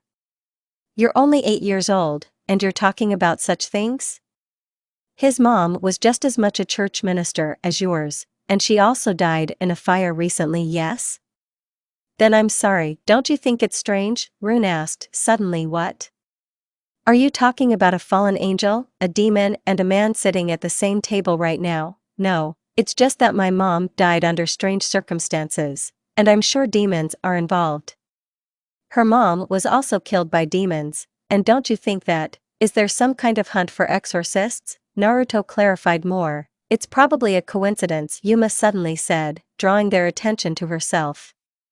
"Demons don't just attack these days, and if they killed her, it's likely someone else is involved. I'll check with Mrs. Sona." "Why do you call her mistress?" "I ask you to have respect for him," Rune said, looking at her askance. "What are you talking about?" Yuma asked, not understanding. "Men-sama spared you, despite what you did, although in his place I would have sent you to the next world. Moreover, he has sheltered you to this, and ensures the safety of your life." Rune, calm down, Naruto said menacingly, putting him back in his place. "If before that she calmly called me on you, then it means that I allowed her. Is everything clear to you?" "Why, yes. I apologize. I forgive you this time, but I ask next time that this does not happen again." "Okay, agreed." "Okay, and what about your question?" Naruto rubbed his chin, and looked at Yuma strangely. "I'm just being insubordinate, and by the way, do you know what that is?" Naruto's hand shone, and a soul eater appeared on him. He handed it to the angel, and she began to back away.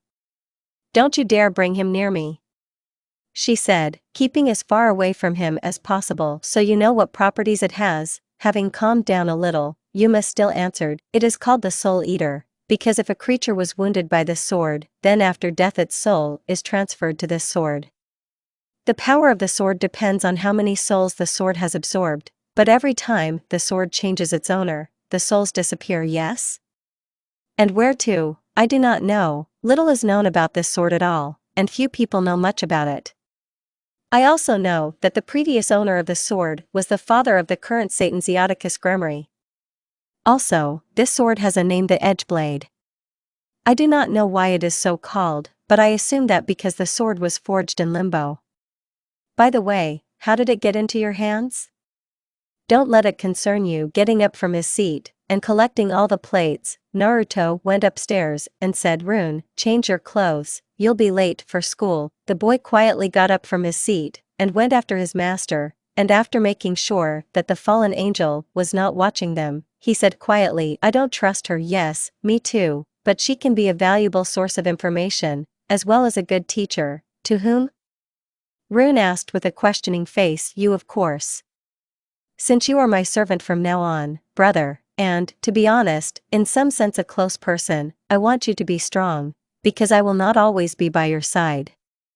As I understand it, my little hand-to-hand combat skills won't help me, right?" "Yes, it won't help. In this case you need equipment, or else, a good knowledge of the priest." Naruto assumed that Rune would not understand his hint, but to his surprise, the boy turned out to be smart. "If you don't mind, then we can go back to my house." Mom was obviously hiding something, since she was hiding so well. "I don't mind, unless some order appears, or they don't leave me for some other reason." "Here you go." Naruto tossed the boy a box, opening which Rune found a smartphone there. "If I have to warn you about something, ask, do, etc., then I will call you. I hope there won't be any problems with using it." "No," Rune replied, and opening the box, he saw a wad of money there. "This is for your pocket money."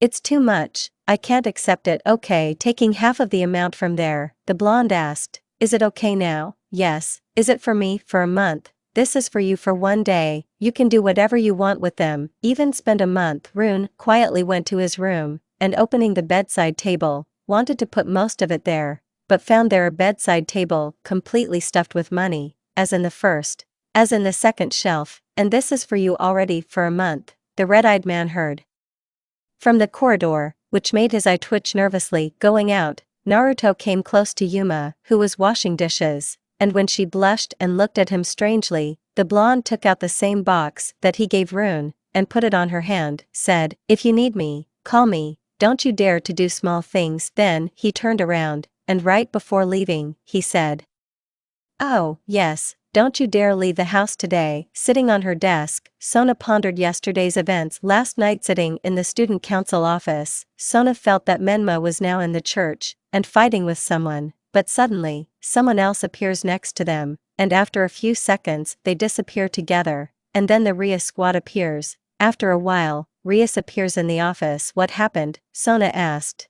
After the appearance of her friend, "I don't know," she replied, with a thoughtful look. "What do you mean?" "Menma was there." "Was he there?" "Although I don't know, I don't understand anything." Rias closed her eyes and began massaging her temples. "When we got there, we didn't find anyone except a bunch of fanatics who were unconscious.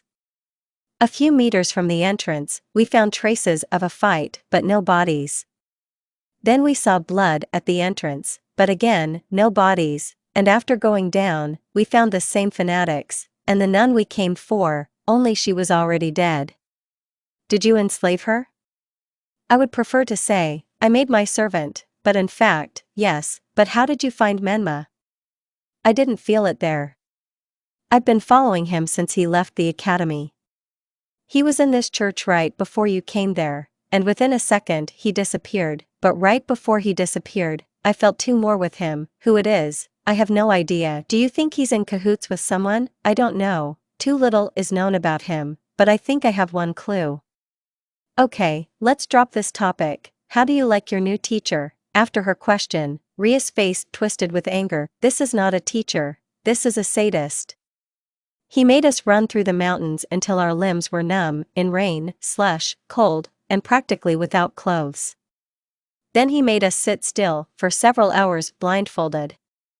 Then he constantly beat us with lightning worse than a kino, almost fried us in the fire with his fire, forced us to dodge the wind, which was sharper than a razor, buried us alive underground, and then also chased us with huge water dragons. Throwing one leg over the other, Sona leaned back in her chair, and began to analyze this information, until suddenly a crazy theory came to her head. No, it's impossible. Or at least stupid. What are you talking about? Just like that, I can't say it without much evidence, so it's not a reason for such a panic yet. Well, if you don't want to tell, don't. Okay, I'm off. Good luck, Sona. Wrong one again. Father, we have been looking for him for more than 300 years, but all to no avail. Maybe we'd better come up with another way, the blonde grumbled, standing next to a huge fox, and a white-eyed brunette. Patience, sister, if you have another option, then please voice it to us, the brunette said to the girl, but in response she heard only silence.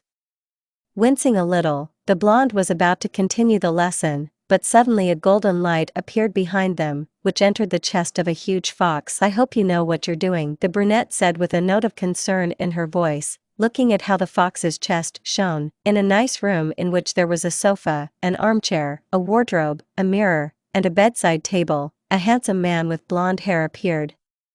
His hair was tousled, he was quite tall, and he looked like he couldn't have been 25. He abruptly opened his eyes, and one of them had a normal white, and a blue iris, and the second had a red, or even a bloody iris, and the whole protein was black. The first thing he did was to feel his face, saying in his usual kind voice, "It seems to be good." Then, he got up from his seat, and going to the mirror, began to examine it. Looking at himself, the man smiled. Perfect body, he said softly to himself. His attention was attracted by the cloak he was wearing. Konoha's fourth Hokage. The man read the inscription with an indifferent voice, and then the cloak in his hand turned into ashes. Are you really that weak, father? Walking towards the student council office, Naruto began to ponder the subsequent events, but suddenly Tsubaki blocked his way. Madam Vice President? Something happened? Uzumaki asked, looking at her incredulous look. You'd better hurry up, Madam President is very unhappy with you right now. After analyzing the information, Naruto already realized that the president is aware of where he was last night. When he entered the office, he found the entire Citri team in full force. The head herself was sitting in her chair, and in front of her lay a chessboard with ready-made pieces. Have a seat, Menma, the girl said, pointing to a chair. Shall we play? Why not? The blonde man replied, making a move. Are you doing your first one in such a sloppy way? Isn't that illogical? I don't think logic is needed in this game at the moment, because it's not easy for you to send Mrs. Tsubaki after me. True, but still I want my opponent to concentrate on what is happening right now in front of his nose, the demon said, looking at Naruto, narrowing her eyes. Well, Mrs. Sona, you look at me as if I have committed a huge crime. What makes you think that? With these words, the girl greatly surprised Naruto. Well, then why did you need me? Menma, do you know who familiars are? It seems that in the Middle Ages these creatures were those who served witches, magicians, sorcerers, etc. Exactly. Since both me and Ms. Rias have newly minted demons, I wanted to have a little competition with her. How do you feel about this? With all due respect, I don't think my vote will decide anything, but still, if you're interested, then I'm in favor. Great, and now, checkmate, you're free. When Naruto got up from his seat, he felt Sona burning his back with her eyes. Sitting on a bench, and waiting for his master, Rune watched as several boys bullied one student. When he got up from his seat, someone's hand immediately lowered him back. Don't, the boy heard a voice behind him, and saw his master. Why? They'll cripple him, because it's not profitable for you. Subsequently, he will not help you in any way, but can only become cannon fodder, the boy replied with a calm face. So I have to help those who have potential? You can lend a helping hand to the weak-willed. To those who will later help you as a thank you. Such people will be ready to make any sacrifice for you. So you're teaching me how to manipulate other people? You catch on the fly, so get up and follow me. Returning home, Naruto brought Rune to a large library. Passing by the shelves, he carefully peered at the books, until at one point, stopping, he took one book in his hand. After looking at the cover, and reading a couple of lines under his breath, Naruto shoved it into the hands of the Rune, saying so that by the end of the week, I know the whole plot by heart. Rune looked at the cover of the book, and saw the title, Count of Monte Cristo. Then Rune noticed Naruto coming out of the library and immediately hurried after him. After a hearty dinner, they went to bed, and Naruto no longer hoped to see pleasant dreams, only, at one point, he heard a long-forgotten voice, Naruto, Naruto, Naruto. After thinking for a while, the blonde recognized with horror the voice of his long-forgotten wife. He was about to go to the source of the sound, but suddenly light enveloped him, and he found himself in some dark space. To be honest, I was hoping to the end that you would come to me yourself, but I had to drag you myself, although it cost a lot of effort. Turning to the source of the sound, Naruto saw a blonde man with multicolored eyes who was sitting quietly and eating food. Who the fuck are you? Naruto asked, appearing from behind the interlocutor, and holding his blade at his throat. Yes, at the moment I am nobody, and I am only a living spirit, once a great being, the other blonde man replied without even turning to him. You sit down, eat, try the steak, believe me, it tastes fabulous. Naruto didn't understand how he appeared in front of his interlocutor, sitting on a chair. Who are you? Naruto asked, narrowing his eyes. I already answered your question. Don't piss me off. Okay, just don't get mad, otherwise I'm so scared, the man said with a grin, getting up from his seat. Just try to throw something out. Believe me, making you feel bad is the last thing in my interests. First answer me, why do you look like my father? All in good time, my friend, and now, here's a hint for you. I was the most beautiful of the angels, I was loved and respected by everyone. Brothers, sisters, everyone came to me to ask for my advice, even my father sometimes asked me for it, but one day, when I wanted justice, so that people would get everything they deserved, so that only worthy people would live among us angels, and those who were not worthy would know the fruits of their deeds, so that they realized their mistakes, they rejected me. No, they didn't just reject me, they expelled me. At that moment Naruto felt his most powerful aura, my own elder brother. Mikhail expelled me from heaven, and I wanted retribution. After there was a war, and then another, and another, and another, only one fits this description. Lucifer, sitting at the table, Naruto watched the other blonde looking at him and smiling sweetly. Naruto-kun, you've been sitting for 5 minutes without touching the food, it will cool down, Lucifer said, with a slight smile on his face, and Naruto's face distorted a mixture of surprise and disgust. Why the hell is the great king of hell sitting in front of me? I asked the question, feeling hatred for my interlocutor. Well, okay, I'll explain, but with one condition, you have to give me your body, for a while you'll manage. It's a pity, but anyway, in general, let's start with the origins, your origins. More than 300 years ago, when you were dying, Kurama tried to save you by making you partially a demon, linking his soul with yours, but he did not expect that his soul would die after that, but he was still able to save you, so his sacrifice was not in vain. Why, so you're saying Kurama is dead? Lucifer's words shocked Naruto. In fact, yes, but, now my 2 sisters, by the way, they are beautiful, charming, kind. I don't fully agree with the latter, but, get to the point. In general, are they now looking for a copy of Kurama's soul? I don't fully understand what you're talking about. Sighing heavily again, Lucifer snapped his finger, and he and Naruto found themselves on the beach, on a huge beach.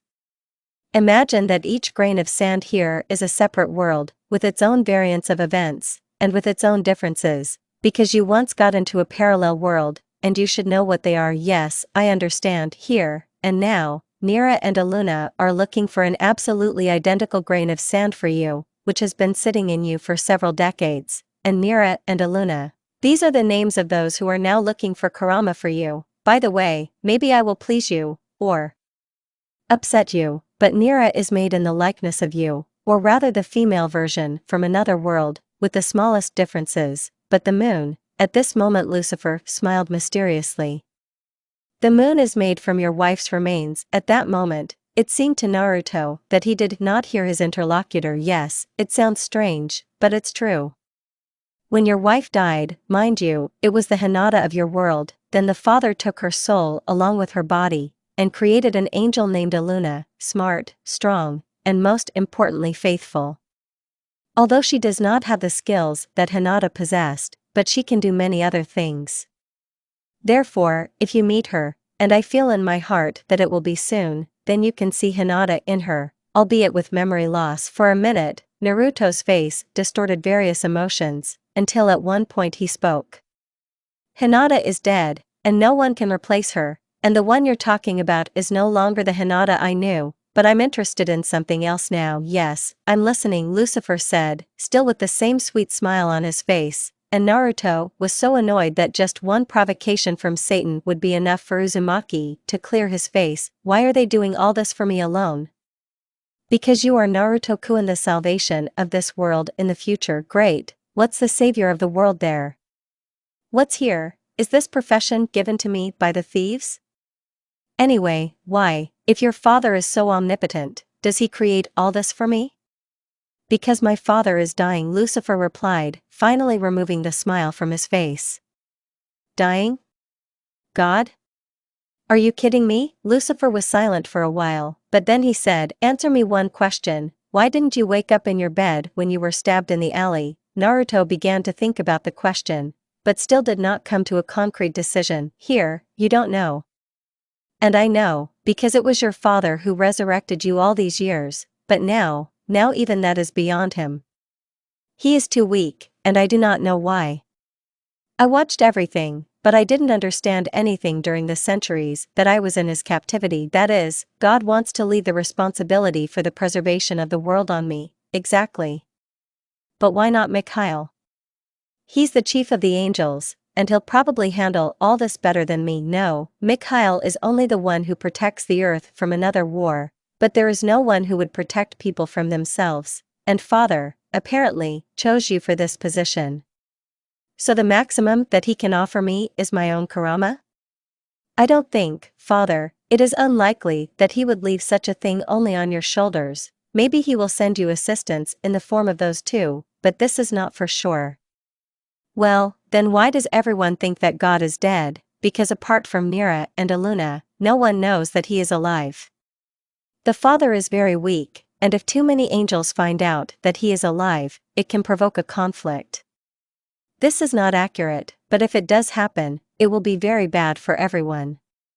"Any more questions?" "Yes, when will you let me out?" "Very soon, but now go to sleep." Lucifer was next to him, and touched his forehead with his index finger, which caused Uzumaki to fall asleep in the blink of an eye, and almost fell if Lucifer hadn't picked him up. Then he touched his temples with his palms, and closed his eyes, after which he opened and found himself in a nice room. "Ah, fresh air, how beautiful you are." Looking back, Lucifer realized that he was now in Naruto's room, and so getting up from his seat, he went to the mirror and saw Uzumaki's face. "No, I don't like it," Lucifer said in a calm tone, and snapping his finger, he wanted to change his appearance, but suddenly his hand began to burn violently, and a symbol appeared on his palm. "Citri," Satan said, and slapped the symbol hard with his palm, causing it to crumble into small fragments. Then Lucifer was in thought for a minute, until an idea came to his head. He began to make circular movements with his finger on the palm of his hand until the symbol began to resemble a whirlpool. Then it was necessary to write the signs and the name in the free fields, and at the last moment, when it was necessary to write the name, Lucifer first wanted to write his own, but then wrote Naruto Uzumaki. "I think he will be glad of such an advance," Lucifer said with a sweet smile, and began to look for normal things in Uzumaki's clothes until he picked up a shirt, trousers, and a beige raincoat. "Well, now at least he looks like a normal person," Lucifer again snapping his finger wanted to change his appearance, but again nothing happened. "Damn, there is no time to restore magical powers." Then, Lucifer folded his fingers in a non-com symbol, After that, smoke appeared around him, and the next second the same blonde man he was inside the seal was looking at him. It'll do, too. Then Lucifer folded another symbol with his fingers, and another blonde man with the appearance of Naruto appeared next to him out of thin air. He changed into his school uniform and went out, and Lucifer sat on the floor and began to meditate, until at one moment the same symbol that he had created before appeared under him, and disappeared from the room in a bright light. Harder. Hit more precisely. Bad. More. The first thing Lucifer heard when he appeared in a beautiful clearing, and after going to the source of the sound, he saw girls, many girls who were in uniform, and some of them were commanding, and the rest were following orders. Stranger, one of the girls said when she saw the blonde. Several girls surrounded the man, and one of them said, "What do you want? And how did you get here?" "I just wanted to see my old friends." "And do you happen to know where the higher Valkyries named Astrid and Alina are?" Lucifer asked with the same kind intonation, and with the same sweet smile, but his question caused only laughter among the girls. "Why do you need immortal Master Odin's main bodyguards and commanders? I just want to see them, it's just that soon I will take from them what belongs to me." "Yes, and what?" "Them," Lucifer said with a grin. "Already that's it, I'm tired of you, sisters, grab him." "Yes, you're right. Maybe the spilled blood of their sisters will call them here." "Already calm down," Satan said, after which a soul eater appeared on his hand. Only all the Valkyries wanted to attack him, when suddenly a ray of light fell from the sky, and two Valkyries with huge wings appeared from it, which were several times larger than the others, which meant their strength. These Valkyries carefully began to examine the man's face until they recognized an acquaintance in his smile. "Lucifer," the girls said in chorus, recognizing him. "I'm glad to see you girls too. Can we take a walk?" "I'd rather die," said the girl with dark purple hair and blue eyes, whose name was Alina. "It can be arranged," Lucifer said, and having created a symbol on the palm of his hand, pointed it to another girl standing next to Alina. "Alina, the second Valkyrie next to Alina, whose name was Astrid, began to speak. She had golden hair and purple eyes, and now she took out her weapon and started turning towards the other sisters. "Just don't tell me that you..." Alina also felt that she had lost control of her body, and also took out a weapon, stood next to Astrid. "I can kill your younger sisters with your own hands, or you come with me, after which I let you go peacefully." "I won't let you," Lucifer heard, and saw a girl with silver hair in the sky. "Stand down," the girl's commander said, but she did not obey, and rushed forward. "Limbo," Lucifer said softly, and the sword in his hand turned into smoke, which divided into two, into white, or pure, and black, or defiled. The white part enveloped Lucifer, and protected him from the blow, and the black part surrounded the girl, which made her start to suffocate, and her skin began to turn blue. "What's your name?" Lucifer asked, to which he was answered, "Fuck you." Then the girl started to spit up blood. "Answer him, it's an order," the commander said, and the girl, already with blue skin, said, "Aroswiza." "Beautiful name," said Lucifer, after which he recalled the cloud, and the girl's body began to return to normal color. "So do you agree or not?" "Good," the Valkyries replied. "Great, change your clothes, and find me," Lucifer said, and disappeared as he had come, appearing in an expensive restaurant. He ordered a table, and half an hour later 2 girls in beautiful dresses appeared. "What do you need from us?" Astrid asked. "Nothing yet, I just wanted to remind you about the contract." "The All-Father will punish you," Astrid said. "No, it will not punish." Alina has already said. "Why?" "The All-Father personally created the material and conditions of our contract. You could say he traded us for a victory over the ice giants. That is, when the All-Father sent us to Jotunheim, he understood that he was sending you to certain death, and tried to buy time to negotiate with me. In the end we agreed that I could take all the Valkyrie survivors for myself at any time, but at the same time I was helping the All-Father win the war." "Why do you need us?" "Now I'm weak, and I don't have a physical shell yet. This is the body of my host, and I will be able to find my body only with his permission. Also, I cannot harm him or his loved ones. I am connected to him, spiritually, and if he doesn't like my actions, He can destroy my consciousness with just a snap of his finger, if he wants. Simply put, you are completely dependent on him. Exactly. Then why do you need us? His father left him a lot of responsibility, and a lot of problems, and if he dies, then I will die, and I don't want that, so I need strong allies, so you can prepare to become demons. The girls were extremely offended by this information. Do we have time? Yes, there is, about a month, so you can rest at this time, and if we refuse, then you will die, and I will take your souls and bodies, make you weak-willed slaves. And that's it, bastard. For me, it's more of a compliment. Put that stupid grin away, it annoys me. I'm sorry, but I can't, otherwise I'll lose all interest in talking to you. Well, if it makes you happy, then I'll go. Lucifer put some bills on the table and left. Then the waiter came to the table, and when he took the money, he said, "Girls." The young man paid only for himself. The Valkyries looked at the bill, and after counting everything, they shouted in chorus, "The creature." Looking at the entrance of the cave, Lucifer gathered his courage and entered there. He closed his eyes and started walking with slow steps, afraid of stumbling. After a minute of walking, he stopped, and only briefly opened his eyes, looked around, and immediately closed, tilted his head to the right, dodging the released arrow. "Who are you?" Lucifer heard a sweet female voice. "Didn't you recognize me?" The girl, without moving, began to analyze until she realized who was in front of her. Lucifer. "Hello, Medusa Gargan." Lucifer was still standing with his eyes closed, but he could hear the woman's footsteps coming towards her. She came close to him and wrapped her gentle hands around his cheeks, and then Lucifer felt soft lips touch his lips. "Welcome home, my lord," she said softly, and Lucifer opened his eyes and began to observe how the snakes on the girl's head become hair, the color of gold. Lucifer looked into her eyes, and saw that one of them was different in color from the other.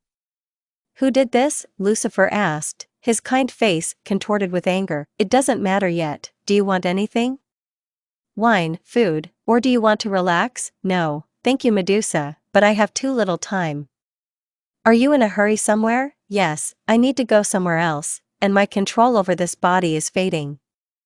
This is my carrier, and if anything happens to him, it will be bad for me, and the energy I have accumulated over those centuries has almost dried up, and soon he will regain control of the body, so I'm in a hurry. So you won't release me?" "Soon, my dear, very soon. Wait a little longer, and I promise I will take you from this place." "Are Astrid and Alina not this case somewhere?" "No, I've already gone to them."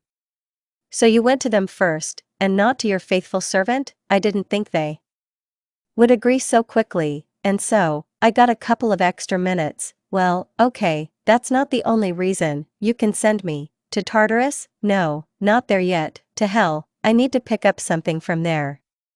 "Of course, let's go." The girl took the king of hell to a separate hall, where there were many columns, and a symbol was drawn in the center. Lucifer stood in the center of this symbol, and Medusa cast a spell that teleported Satan to hell. Lucifer appeared in the living room of a seemingly long-abandoned mansion.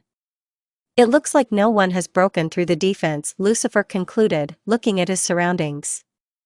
After going into a fairly spacious room, Lucifer looked up and saw thousands, no, tens of thousands of books, but he was not interested in them now.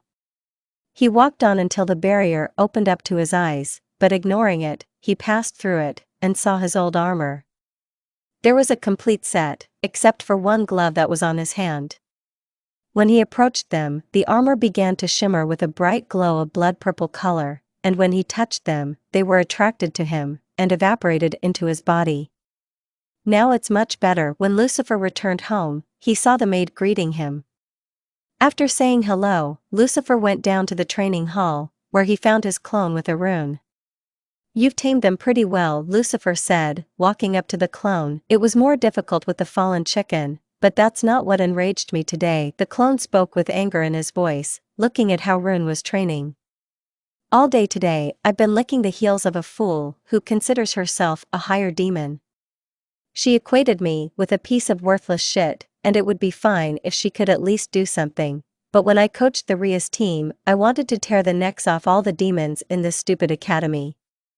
They are not capable of anything, except for a pawn who is the emperor of the red dragons, but he has only potential, no more. What about him? Lucifer asked, pointing at Rune. The boy is weak, but in 2 or 3 weeks, he will be able to become a strong demon if he wishes. Okay, thanks for switching, and now rest. Lucifer folded his fingers, and the clone disappeared. Rune, go wash up, dinner is coming soon. Having said that, Lucifer left the room, and entering the room, sat down in a meditation pose. Naruto was sitting in front of the fireplace, smiling slightly, and gently stroking his wife, who was sitting on his lap, by the cheek. She looked at him and smiled sweetly, and wanted to pull him to a kiss, but he tried to do it himself until his wife crumbled into small particles along with the whole environment. Long time no see, Naruto. I heard Uzumaki's voice, and it was this voice that he wanted to hear the least, and hello to you, Lucifer. It was smart to send my consciousness into an illusion. So did you walk in the world in my body? Yes, and I want it back. Why would I? All that energy that I was saving up sitting inside you is over, and if I hadn't stopped, I would have died, and besides, I had to constantly maintain your illusion, which is also not easy. Well, how long have you been in my body? Less than a day. Practically nothing has changed, except for a couple of little things, which I'll tell you about later. Why not now? It's just not interesting. Okay, wake up. Lucifer snapped his finger, and Naruto opened his eyes and saw the time on the clock was 8 in the evening. Yeah, and I've almost forgotten what my room looks like, but anyway. Naruto got up from his seat, and after changing into his normal clothes, entered the living room, where everyone greeted him. Sitting down at the table, he began to think, until Lucifer spoke in his head. Still an illusion, that's why it's an illusion. You can't live in it, you can't strive for it, otherwise you will lose what surrounds you in real life. Once I stopped the immersion of the world into an illusion, and sometimes I wondered if I had done the right thing. You made the right choice, my friend, because if you hadn't stopped it, you wouldn't have gotten what you had afterwards. Quite a good shift, if compared with the beginning of my instruction, Naruto said, sitting on a chair and looking at his students. The door of the office suddenly opened, and all the members of Sona's team entered it, along with a clone of Naruto himself. We apologize for the intrusion, Sona said as she walked with her servants to the center of the room. It's okay, Sonia, what are the fates? Rias asked, and Naruto, sitting on a chair, watched Issei whispering to Asia about something. Yes, I found out that you have a replenishment, and decided to pay a visit, Madam President, and you. Issei wanted to find out his theory, but Akino told him everything. Lady Sona is the heiress of the Citri family, followed by all her servants. Looking at them, Issei noticed one acquaintance, Menma. Have you become a demon too? Yes, and hello by the way, the clone replied with a sweet smile on his face, and as I understand it, you are the new member of the student council, am I right? Yes, my name is Saji, I am a pawn of Lady Sona. If you're a pawn, then we're on the same level. Ha, don't compare me to yourself, I have the power of 4 pawns, the blonde man said proudly, mocking his opponent. Saji, calm down, Issei has the strength of 8 pawns. All 8 of them? Exactly, and therefore, if you don't mind, let's start our acquaintance from the beginning. Issei wanted to come over and shake Saji's hand, but Asia beat him to it. Saji immediately began to molest her, and Issei grabbed his hand, began to squeeze and threaten him, and he was also not amiss. Unlike you, I've already worked my way up to having a servant of my own. Actually, Issei may already have a familiar, too, Rias said, intervening in their argument. Him too? Yes, and since that's the case, why don't we have a competition, rating games? No, you know they won't let us do that, so if you agree, then why not solve it by sports? I don't mind, Sona answered, and looked closely at the man sitting on the chair in the mask. Is there something wrong with my appearance? Naruto asked, after she began to look closely at him, and no, I'm sorry, it's just that, as I understand it, you are the same teacher of the Rias team? No, just a mentor. I instruct them on the right path of development, and according to my vision, teaching should be carried out with enormous efforts, and lasting for decades, also with the transfer, if not all, then most of their knowledge to future generations. And what happens every day after classes at Rias is not even an echo of learning. After these words, Naruto disappeared from the office, and Rias pouted and said, "I'm so tired of him." Moving back to the mansion, Naruto changed his clothes, and entering the living room, noticed how Yuma quietly left the house. Deciding to follow her, Naruto also quietly left, and began to chase her on her heels. It lasted a long time until they reached some forest, but on the way Yuma bought a cupcake, candles, and flowers. Naruto had to admit that Yuma was well versed in the forest, because there was a feeling that each tree was indistinguishable from the other, and they walked in circles. Eventually, they came to an old abandoned house, and after going to the backyard, Yuma came to a small grave, over which there was a photo of a cute woman with dark hair, and a little girl was standing next to her, hugging her. "Happy birthday, Mom," the girl said through tears, and taking a flute out of her purse, she began to play it. Naruto, on the other hand, kept his distance and enjoyed the beautiful music. "If you only knew how bad it is for me without you," the girl said, finishing the song. "I'm sure she'd be proud of you." The girl heard, and turning around, she saw Menma, who was smiling sweetly at her. "How long have you been following me?" Yuma asked, squinting at him incredulously. "From the moment you left the mansion, and she's beautiful." "Don't let it concern you, you never knew her." "Yes, I've never seen her, and I didn't know, but, no buts. It's because of creatures like you that she died. I don't understand at all what father was counting on when he left me with you, but I understand him as a father. He wants the best for his child, but it does not always coincide with the interests of his child. You make it sound like you had a baby. And not one, but two. I had a wife, a family, a high-ranking post, friends, subordinates. I understand Azazel perfectly. I always stayed late at work, and sometimes I just spent the night there. I had a huge responsibility that I could not just leave, and I had to act contrary to my interests and the interests of my relatives." "What happened to them?" Yuma asked the question, a little more imbued with her interlocutor. "I don't know," Uzumaki calmly replied, sitting down in front of the grave. "I died in the arms of my son, and I forgave him, just as he forgave me. We didn't have the best relationship, but I tried to take care of him." "Do you miss them?" the girl asked a question, coming closer to him. "I would be lying if I answered no, but I don't want to admit it. Every day, every morning, I drive myself into the illusion of my past life. I want to wake up in the morning from the first morning kiss of my wife, walking in the hallway and meet my daughter, who told me every time, 'Good morning, Dad.'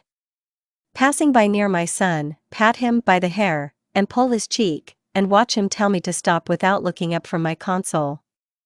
Then kiss his wife back, and try to enjoy breakfast, which would be prevented by an urgent call from work, and then had to go there in a hurry." Naruto said this with a smile on his face, and with tears in his eyes, but then that smile disappeared. "But, on the other hand, I understand you as a child who lost his parents at birth. A demon sealed inside me, and later one of my closest friends, killed my parents practically when I was born. You said that he became a friend for you. How can someone who took away people close to you become a friend? Initially I didn't know who they were. For my sake, all information about my parents was hidden from me, and I only found out who they were when I was 16. Then the demon almost possessed my body, but my father managed to seal it back. Up to that moment, I despised this demon, but later this demon saved my life more than once, and all because I got to know him better, and as I realized, his life was also not sugar, and as I learned recently, he can be said to have sacrificed himself for me so that I could live, so that the work has not gone in vain, so if you get to know me a little better, maybe you will treat me better." Naruto got up from his seat, and taking a daisy that came under his arm, handed it to Yuma. "It looks like it's going to rain now. Can we go home?" Naruto was walking with Sona's team now, in some strange forest. This forest was a forest of familiars, or something like that, but Naruto wasn't really listening. "Gotcha," everyone heard, and saw some man in a red cap. "I am the master of Zatuji's familiars." "Master?" Saji asked a rather rhetorical question with incomprehension. "Full moon, a great night for hunting. Well, shall we go for a walk?" then Naruto followed this master, until at one point he saw some lights high in the mountains. Going there, Naruto met various animals, but he was not interested in them. When he arrived at the place, he appeared in front of a large rock, and there was a seal at the entrance to this rock. "It feels like I've been here before," Lucifer said in his subconscious. Yes, and I remembered. This is the cave of the dead servants. What do you mean, dead servants? Great creatures who have died or servants who have died come here, but there are other exceptions, in the form of animals that have come here from other mythologies. Will I find someone there for myself? Most likely, but this place is very dangerous. PF, are you telling me this? Okay, but you're going to have to go through some trials, and this seal is the first one. The meaning of this seal is that someone with a weak will not be able to pass through this seal, but will only fly back a couple of kilometers. As if that would stop me. Calmly stepping over the seal, Naruto asked, "What is the second task?" It depends on your reaction speed and determination, it's a maze. When Lucifer finished saying this, the entrance to another part of the cave opened in front of Naruto, which was with several forks. Every decision you make, every turn you make will depend on whether you get out of here or not. After each of your actions, the maze will change. And how to pass it then? It already depends on you. I've already given you too many hints, then I'll do it myself. Naruto chose the right entrance, and kept exclusively to the right side of the wall, only he heard something rustling, and realized that the maze was changing. "Hi Dad," Naruto heard a little girl's voice, and turning around, he could only catch a glimpse of a girl with short black hair in a white jacket hiding behind a bend. Himawari? Not understanding what was going on, Naruto followed her with slow steps, but there was a dead end around the corner, and there was no sign of any girl. "Hello father," Naruto heard this time very much like his voice, and saw almost a copy of himself, and recognized only one person in this person. "Boruto?" The teenager again went around the corner, but again a dead end. "It's been a long time, my love." This time Naruto met a lovely girl, with black eyes, a beautiful figure, and with white eyes. "Hinata," I said quietly to myself under Naruto, "don't you want to rest? Take a bath? Maybe have some fun," the girl suggested, but Naruto stood still. "Well, Dad, let's go." The same girl appeared next to Naruto, who pulled his hand, but Naruto pulled him back. "Come on, let's go have some fun." The teenager put his hand on Naruto's shoulder and pulled him, but Naruto removed his hand from his shoulder. "Darling." The same girl came up to Naruto and grabbed his face with her hands. "Please, let's go home." She pulled his hand, but Naruto didn't budge. "No, you are just an illusion, nothing more." "What's wrong with that?" all three asked in unison. One of my friends said, "An illusion, that's why it's an illusion, you can't live in it, and you can't strive for it." Naruto began to take steps in their direction, but ignoring them, just walked through them, and finally looked at them over his shoulder. "Otherwise you will lose what surrounds you in real life." All three of them smiled at him, and disappeared like smoke, as if they had never existed, and when Naruto looked forward, he saw the exit from the maze. "Handsome, I didn't doubt you, but the next test will be the most difficult." Naruto came out with a view to the arena, and asked, "What kind of test?" "You will fight the strongest opponent, yourself, 3 times. Then Naruto heard the landing behind his back, and then the words "fire style," huge fireball. Naruto jumped, and caught on the ceiling, stood on it, and then looked at the one who created this technique. It was Naruto himself, except he was wearing black and orange clothes. "So many years have passed, and you have the same excellent reaction, although why am I surprised? Who are you? I am you, and you are me, but unlike you, I have never forgotten anything." A hurdy-gurdy started up. "Let me guess, will you remind me what kind of bastards Konokovtsi were, and why, if you already know everything? I understand perfectly well that I'm no match for you. I just wanted to find out if that's how you've stayed, or if your soul has become darker. If you are me, then you should know the answer," Naruto said, looking at his double with a cold gaze. You have been trying to return the fire to Sasuke's soul for so long, but at the same time you are currently shrouded in darkness. If this darkness helps protect my loved ones, then I am ready to plunge into it with my head, so all is not lost." The doppelganger's hand shone with a golden light, and entered his own chest, taking out a key from there. Naruto stretched out his hand to take it, and the doppelganger held his hand over his, but before releasing the key, he said, "Answer my question first." "Which one? Who are we?" he asked with a smile. "What are you talking about? Come on, remember." Naruto was in thought for a couple of minutes until he realized what he was talking about. "Uzumaki," he answered proudly. "And what is Uzumaki's motto?" "Never give up." The doppelganger gave the key to Naruto, and before disappearing, warned, "It will be more difficult from now on." Naruto took the key, went to the door, and opening it, he met his double again, only a little one who looked 6 years old. When he saw Naruto, he hid around the corner, and when Naruto approached him, he sat down on the ground and began to cry. "Why are you crying?" Naruto asked. "Because you'll never get out of here." The boy answered, raising his head. "Why would that be? I'm not like the one you met earlier. I'm weak and..." "What's the problem? How do I get the key?" The boy took off his shirt and showed his chest, and then took out a knife. "Is it necessary?" "I can." Naruto's hand lit up, and tried to get the key from inside the boy, but it only went through him. "I see. Okay, I'm going to hit you now. I have to be conscious, otherwise the key just won't appear, and if you kill me, the key will disappear forever, and you will stay here forever, and I don't want to die." Then the boy started crying, and Naruto didn't know what to do. He never tormented anyone for no reason, and then, he sat next to the boy for several minutes until he looked at him and said, "I'll do it, and I promise I'll do it quickly. But I'm going to die." "Hey, you're me, and I'm you. As long as I'm alive, you won't die, promise?" "I promise." Good." The boy lay down on his back, and Naruto folded the seal with his fingers, created a clone so that he held his hands while he sat on him, and made a neat incision on his chest. "It hurts."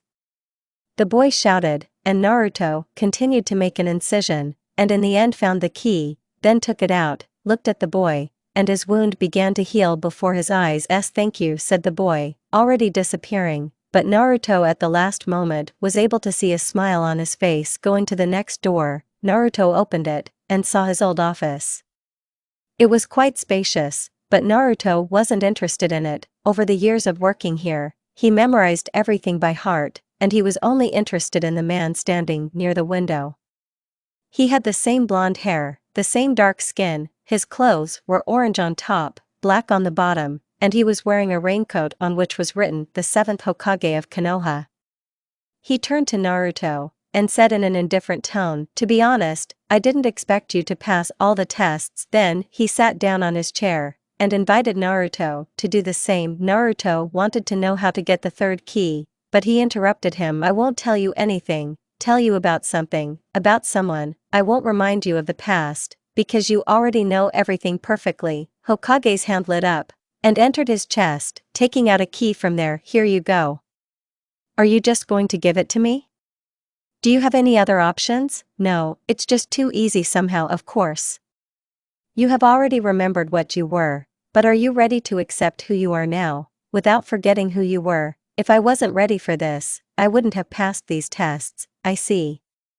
Can I ask you a question? Do you think that you are free?" "What are you talking about? Are you dependent on someone?" "Basically, if you don't want to answer, then you can just take it and leave." Naruto did not do this, and sitting on the spot, was thinking about the answer, but suddenly Hokage asked another question. "What will you say to Kurama when you meet him?" "As you understand, sooner or later it will happen." "And what will be your reaction?" "I don't know," Uzumaki replied, lowering his head and clenching his fists. At one point, he felt that something was put on his shoulders, and this something turned out to be the Hokage's cloak. "I don't know if I'm doing the right thing either, but I hope it helps you." Hokage slightly pulled on his collar, and removed a turquoise-colored amulet from his neck. "It's the same, the amulet of the first Hokage. I don't know how, but I feel that it will help you. And now, Hokage put his hand on Naruto's shoulder. Get out of here, I still have to prepare the documents. For the exams for Chunin, he said it with a grin, and sat back down, giving the key to Naruto, showed him the exit. When Naruto slipped the key into the lock, the environment changed back to the cave, but the amulet and cloak remained. When Naruto opened the last door, he noticed something fell off his shoulder, and this something turned out to be his old family photo. Smiling slightly at this, he put it in his pocket, and walked on, and then he began to hear the screams, the cries of animals. As he got closer, he saw a huge pile of monsters destroying each other. Lucifer, what is this? Apparently they were fed up of sitting here for years, and they decided to kill each other, sensing your approach, of course, so that there would be fewer competitors. Naruto didn't want to watch this, and decided to look around. At that moment his gaze caught a glow, exactly the glow that attracted his attention. When he came to the spring, he saw a dragon that was twice as big as him. Turquoise fire was coming out of his mouth, but it didn't burn at all. To be honest, this is the first time I've seen such a dragon. I don't really understand dragons at all, but I've seen a lot of things, and I can say with confidence that this kind of dragon is quite rare. The dragon lowered his head to Naruto, and he lightly stroked him. Then the dragon got to his feet, and lowered his head almost to the ground. Do you want to take me for a ride? Naruto asked, to which the dragon nodded. Sitting on it, Naruto clung tightly to him, and he, flapping his wings, took off. They flew upwards until Naruto's gaze caught a crack in which he saw the moon shining. Walking with the others through the forest, Saji realized at one moment that someone was missing. Hey, guys, where's Menma? I haven't seen him for a long time. I think he went to take a leak about an hour ago, and it looks like he got lost. Satoji replied, considering whether there are any living creatures. So you knew about it? Tsubaki was indignant. I thought you noticed it too. Then, in the next second, they all heard a joyful cry from the direction of the mountain. Oh, no, don't tell me he went there, the familiar master said, and ran towards this mountain. Everyone else followed him. What is this place? And why are we in such a hurry? Tsubaki asked. This place is considered forbidden for everyone, including demons. Not every higher demon dares to stick his nose in there, nor that of a lower demon. When the team arrived at the place, they did not find their friend. He's a dead man, said Sona, and turning around, began to leave. Hey, aren't we going to wait for him? If you can't stand it so much, then you can. Sona didn't have time to finish, as Naruto appeared on a dragon from the sky with a joyful cry. You, kid, did you pass all the tests? The master of familiars asked with surprise. Yes, it passed, but this is a small prize, Naruto said, pointing to the dragon next to him. Cool. I'll have the same one, Saji shouted, and rushed towards the cave entrance until he was thrown away by the seal. How could you pass all the tests? Sona asked the question, and was able to see a smile on Naruto's face, a lively smile, not the one he had before. The tests, so they were simple. And what are your successes? Only after opening the door of his house, Naruto ran into a rune. Where are you going? Naruto asked, looking at Rune, who was dressed in a strange way, as if he was trying to hide from someone. I want to go to my house, and this place is not home for you, is it? No, it's just. Rune hesitated slightly. You promised me a long time ago to go there and help find out the situation with Mom, but you are constantly busy. Oh, I'm sorry, I've already forgotten about it. It's just so much time has passed, I just had to be reminded about it. Wait 5 minutes, I'll be quick. This is the place, Rune said, pointing to an ordinary house, in an ordinary block. Going to the door, Naruto knocked on it, and a nice-looking woman opened the door. Good afternoon, you have something. You. The woman immediately recognized Rune, and he walked past her and said, I won't be long. Naruto just smiled sweetly, and followed the Rune. Hey, who are you? The man asked the question, leaving the kitchen, but Naruto, as an answer, first hit him on the stomach, and then on the face. Then he created several clones, and told them to make sure that none of the neighbors saw them, and that none of the household escaped, or called the police. Going upstairs, Naruto found Rune, who was already looking for a loophole in the bedroom.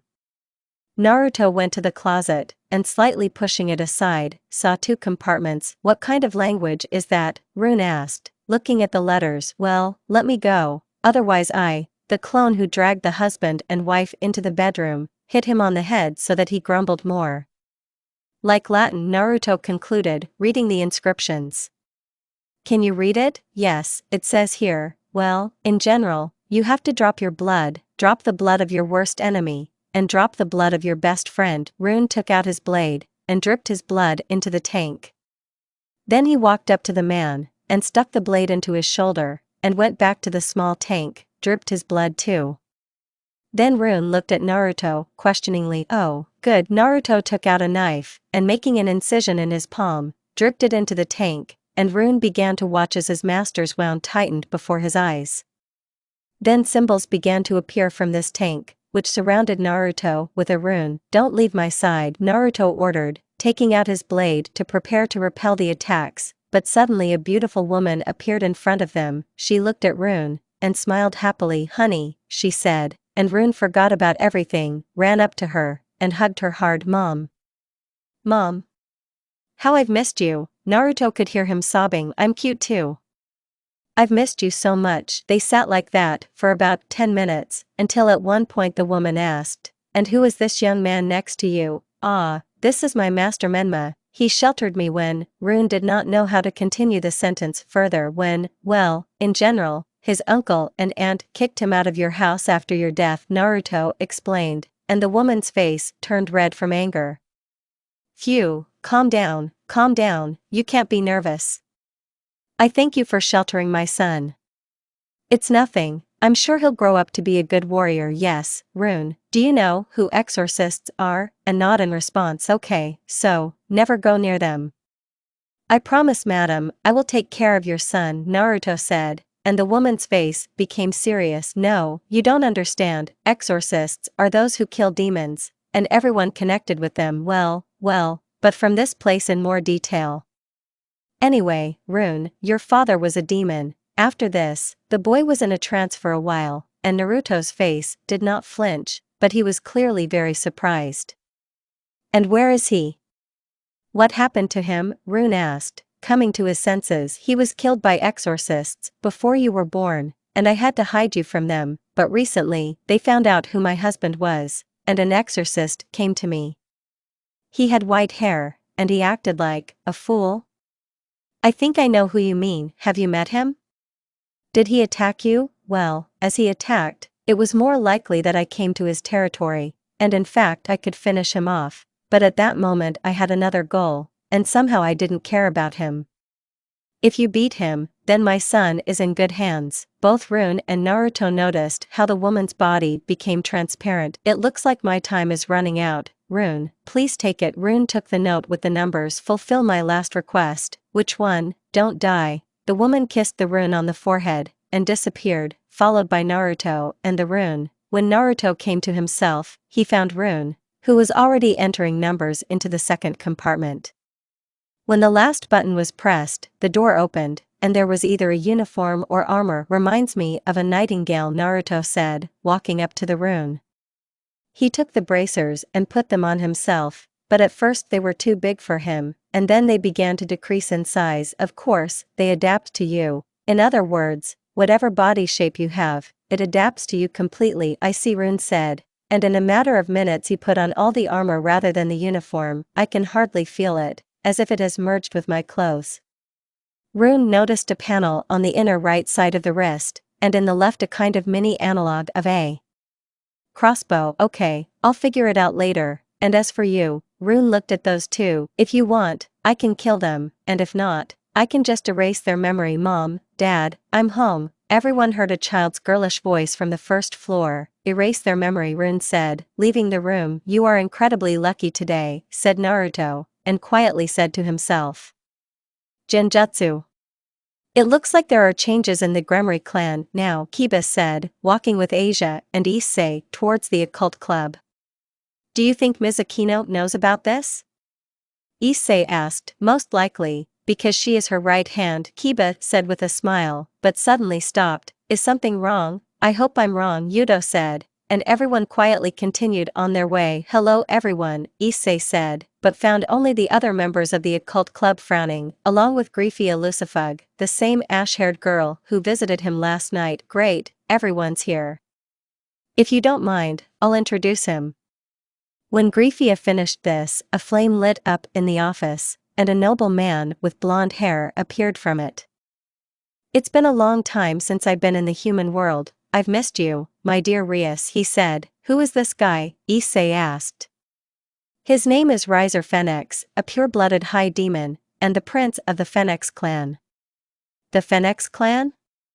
"Also, he is one of the candidates for the husband of Mrs. Rias." "And who is the second?" Rias asked in surprise, and at that moment the door to the office opened, and Naruto stood on the threshold, and having seen the situation, asked, "Am I at a bad time?" "No, Mr. Uzumaki, you're just in time, please." Griefia invited him to the sofa, and when he sat down, Griefia continued, "This is your opponent," Griefia said, pointing at Riser. What other opponent? He is the second candidate for the hand of Mrs. Rias. As I understand it, if you say that this is the second candidate, and you present him personally to me, then it turns out that I am the second candidate." "Exactly. Zeoticus didn't warn me about this. When you accepted his blade, you had already signed a new contract with him.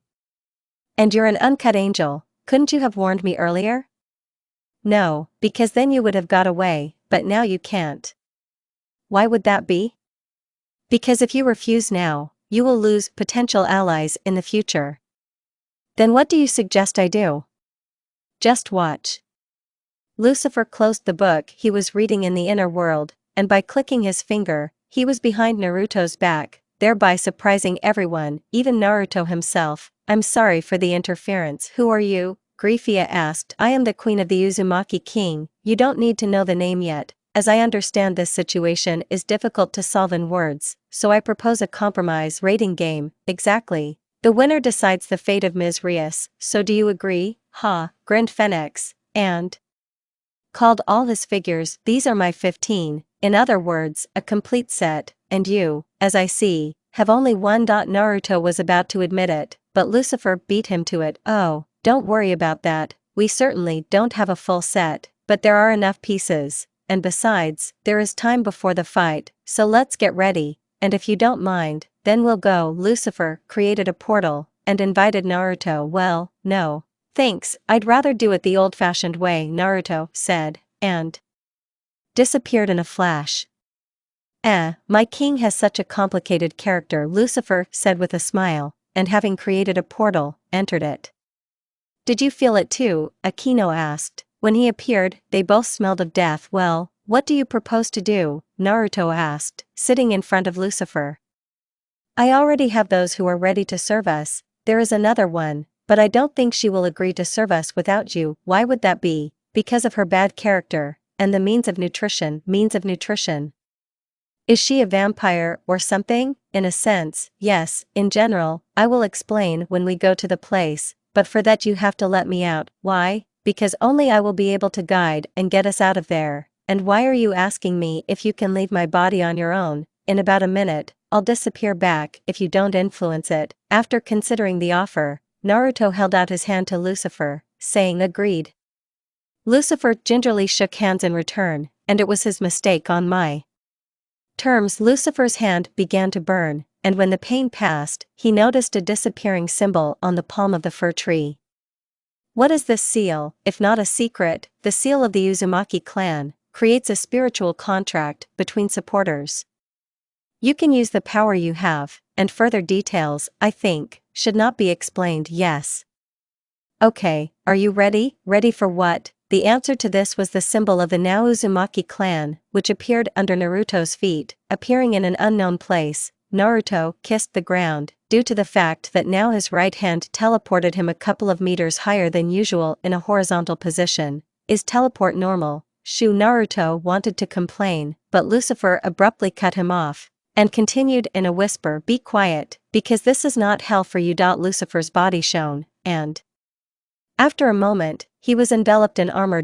"Be careful, this is not a friendly hell for you." Naruto concentrated the power of nature in his body, and he was horrified by the number of creatures nearby. Can you tell me who our recruit is? Well, she was my sister once. An angel or something?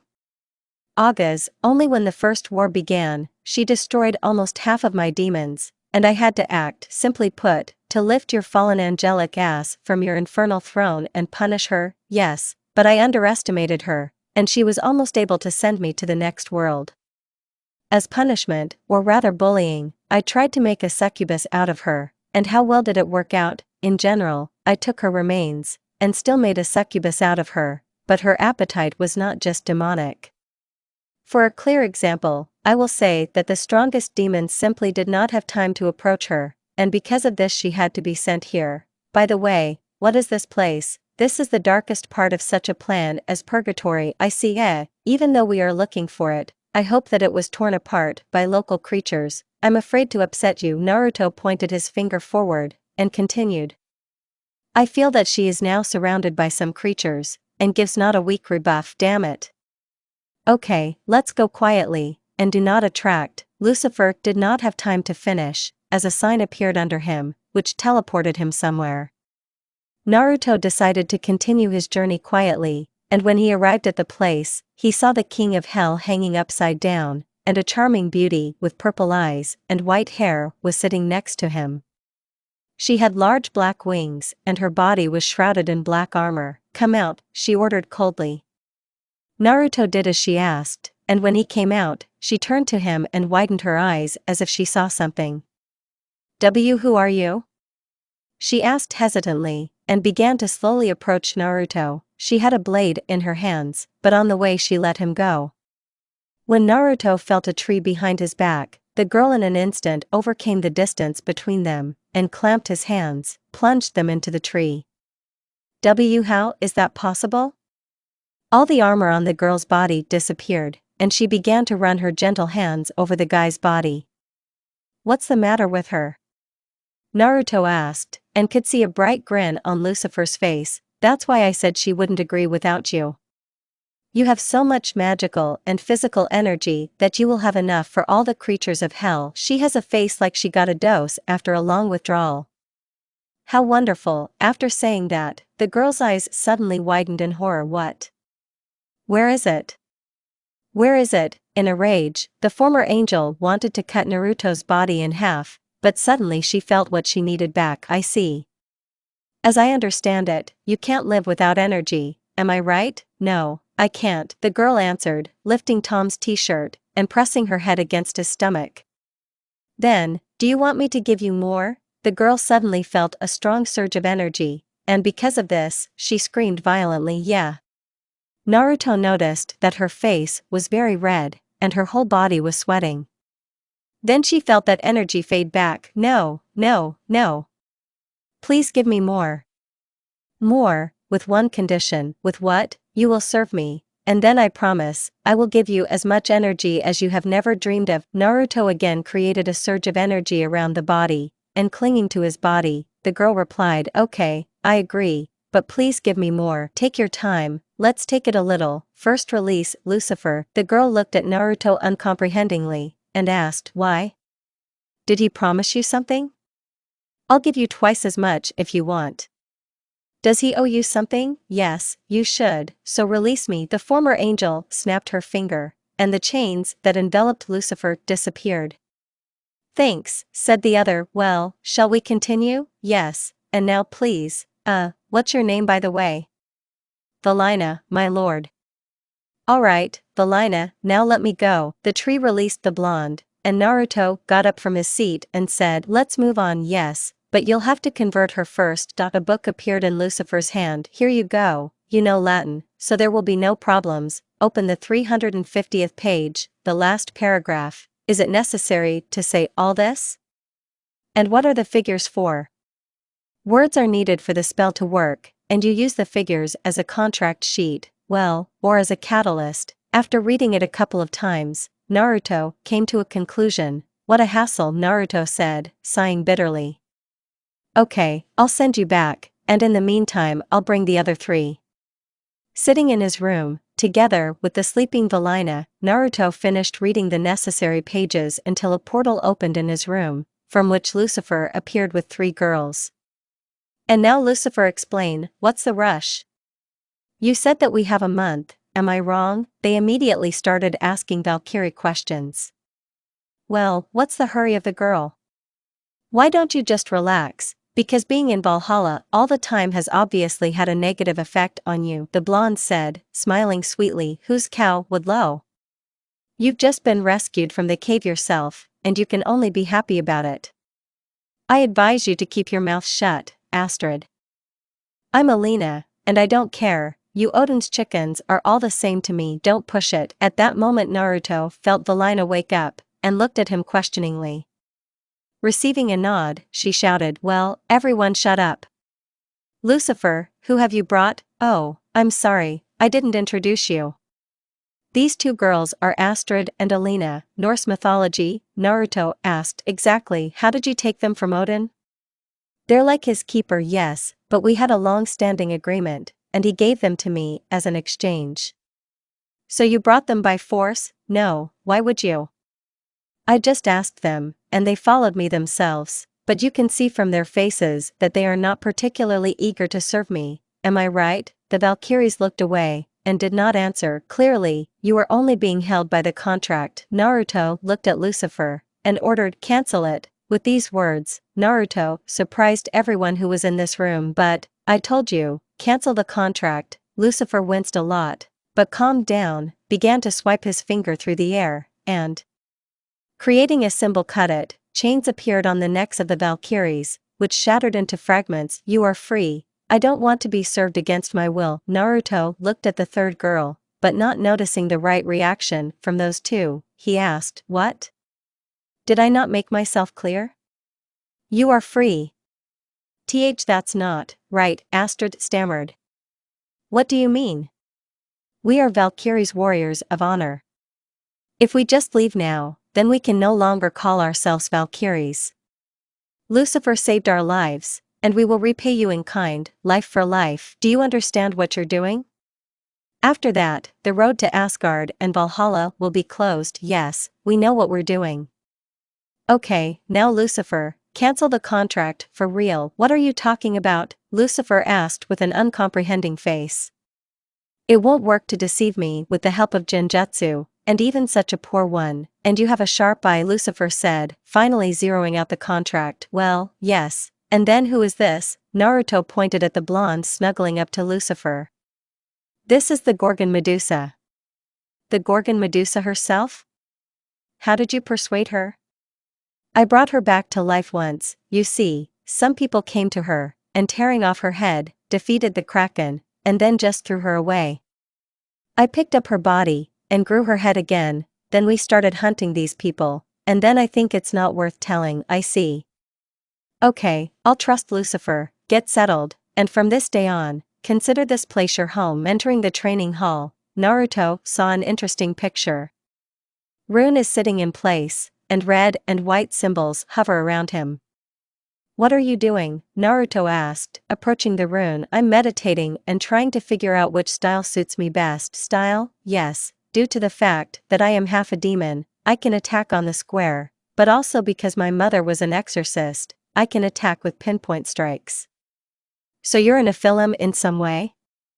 Yes, and I do not know if this is good or bad. And what do you want to become? The boy shrugged his shoulders at such a question. I don't know. I have only one goal in my life, to kill the one who killed my mother.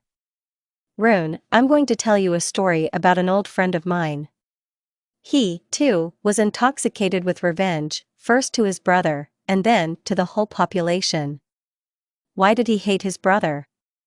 Because his brother killed his entire clan along with his parents. Why did he do it? He was ordered to do it. His brother was given a choice between less and more, and he decided to give less.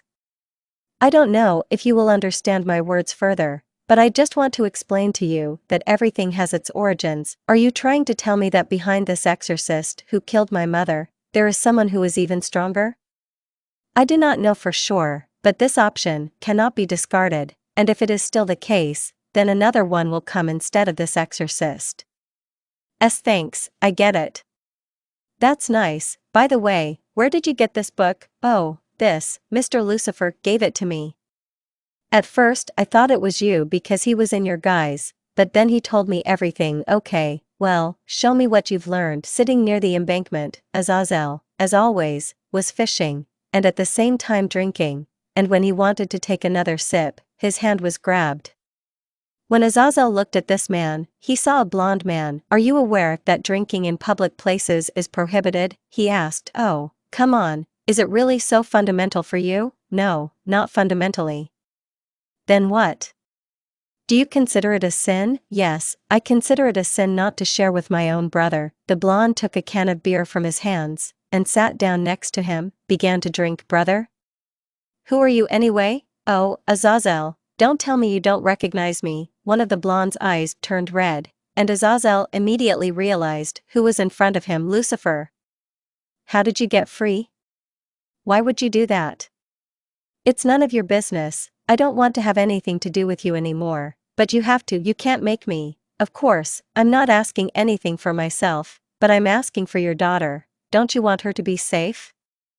I don't think her guardian will let you hurt her. As I understand, you are weak, and he is strong, so make a conclusion yourself. I know perfectly well that Naruto is too much for me right now. Naruto? The real name of the one you call Menma. And if I want to, I can't hurt him, Lucifer said, showing him the queen's piece. So you're saying that he's been my king lately, and I'm his servant. So he's the one who freed you? What? No, he has nothing to do with it. My father did it. Lucifer will remember the further face of his brother for a long time. You're lying. Why would I do that? And anyway, believe it or not, but I need your help. Do I agree to cooperate? First, voice your request to me. I want you to find some artifacts. Why would you do that? Lucifer snapped his finger, and the surroundings changed. In the world where Naruto came from, he existed. Lucifer pointed to a huge creature with 10 tails, and 1 giant eye. Who is this? 10-tailed, at least that's what his name was. This creature consists of a chakra, the same energy that Naruto uses, only he has it hundreds of thousands of times smaller. Naruto once defeated the one who wore this creature, and thanks to this he saved the world. And why are you showing me this? Don't tell me you want to resurrect this creature. Exactly. And why? My father understood perfectly well that we would have very big problems in the future, and if it wasn't so, he wouldn't have instilled my spirit into Naruto. And sitting inside him, I fully explored his past, starting with his birthday, and ending with today. Thus, I found out that a very huge amount of chakra is needed to create a 10-tail, and since we don't have it, I found a similar way out. I need several artifacts, 2 of which we already have. Naruto has the Soul Eater, and your daughter has the second one, which she recently took from a nun. And what will you do with this creature after creation? I will make a god out of Naruto. Only he will be able to fully control his power, and at the same time not give up, so we will be sure that the fate of the earth is in safe hands. And what kind of devil are you helping him at all? Azazel began to watch a blue ball appear on Lucifer's hand. The chakra is an amazing energy whose use knows no bounds. You can create everything out of nothing if you make a good effort. It's the same with magical energy. Oh no, don't compare it. Lucifer created a sign on his hand that flew up to the water and exploded. With this then he folded several seals with his fingers, and many water dragons appeared out of the water, which could sweep away an entire port with one attack. Thanks to the chakra, Naruto will become a god, and he can create a whole world in another dimension, a world of justice, a world of equal powers, where only those who deserve it will live. This is utopia. Exactly, and I want to create it. Sitting on the couch, Naruto watched as Yuma huffed discontentedly. What's wrong with you? Naruto asked without looking up from his book. I would look at you. How would you behave if you had to cook for so many people? And what's the problem? Call one of the girls. Who? Those 2 Valkyries flew to the market for groceries. Medusa is cleaning her room, and Alina. How quickly did you get to know them? I've been to a lot of places, and I've seen a lot of people, so it's not a surprise at all for me. Damn, where is this stupid flower? Naruto got up from his seat, and opening the locker, took out a bag of flour, and handed it to Yuma. Thanks, let me help you. No need, I can handle it myself. Yes, give it, otherwise you'll complain later. I won't, give me, let go. In the end, the bag of flour broke, and Yuma was covered with half of the contents of this package. And I told you, Naruto said, looking at the girl.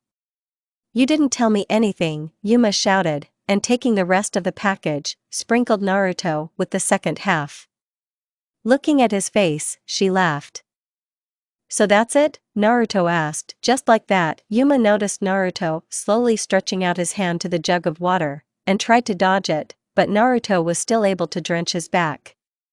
When the water ran out, he ran to replenish the combat reserve, and on the way back he slipped. This was taken advantage of by Yuma, who took out the whole tray of eggs, and began to break them on the blonde's head. When Naruto got tired of it, he pushed her leg with his feet, and she fell right on top of her. Her face was right in front of his face, and without realizing it, she gently lowered her lips to his lips, and touched them with her tongue, asking him to enter. Naruto reciprocated, and they began to kiss passionately. They didn't know how long they had been lying there, but when they heard ahem, ahem, we saw Lucifer, and everyone else, are we bothering you? No, Naruto replied after Yuma got off him. How long have we been like this? Somewhere around 15 minutes, that's when I came in, and how long you've been doing this before, I have no idea. I see, clean up here with the rune right now. Lucifer snapped his finger, and everything returned to its place. Anything else? Yes, cook dinner, and I'll take a shower. Standing in the shower, Naruto at one point felt two bulges pressed against his back. My lord, he heard Valina's voice, and turning his head slightly, asked, what are you doing here? I wanted to help you, she replied with a smile. With what? Rub your back? No, I can handle it myself. No, I wanted to help you relieve tension. I don't have any tension. And what was just in the kitchen then? None of your business. Well, why are you so mean? Because, and in general, dinner will be ready soon, so come down. Will you sit with me? You and I are not sixth graders, to sit next to each other. Well, sir, come out, I want to be alone. Valina wanted to object, but when she saw his menacing face, she immediately disappeared. After a while, Naruto heard the rustling again. I told you to, and you're Lucifer. Did something happen? Hurry up, we still have to go to hell. Why would I? We need to sign an agreement on the fight, and what did you think? You just challenged your opponent to a duel and that's it? No, I just didn't think I'd have to go there and sign everything officially. Yes, as you can see, the bureaucracy has reached hell. Okay, I'll go warn the others. Getting out of the shower, Naruto wrapped one towel around his waist, and dried his hair with the other, and passing to the bed, noticed Yuma, who was sitting on a chair, and apparently waiting for Uzumaki. Did you want something? I see, so how do I kiss? What? How do I kiss? Rated on a 10-point scale, the girl hesitated slightly at first, but then answered with a smile. I can safely give 10 out of 10. Looking at her sweet smile, memories flooded Naruto. Is something wrong? Yuma asked, looking at Naruto's thoughtful look. No, it's just that when you smile, you start to remind me of my wife. Wife? Yuma was slightly confused by this fact. Yes, she died a long time ago. Naruto froze for a second, and continued. Do you want to know what she looked like? To be honest, Yuma didn't care about his wife, but she clearly saw that he needed help now. Okay, Yuma left the room to change his clothes, and when Naruto called out to her, she came back in and saw that Naruto was wearing some kind of cloak. Come on, Naruto took her by the hand, and they found themselves in his old studio apartment.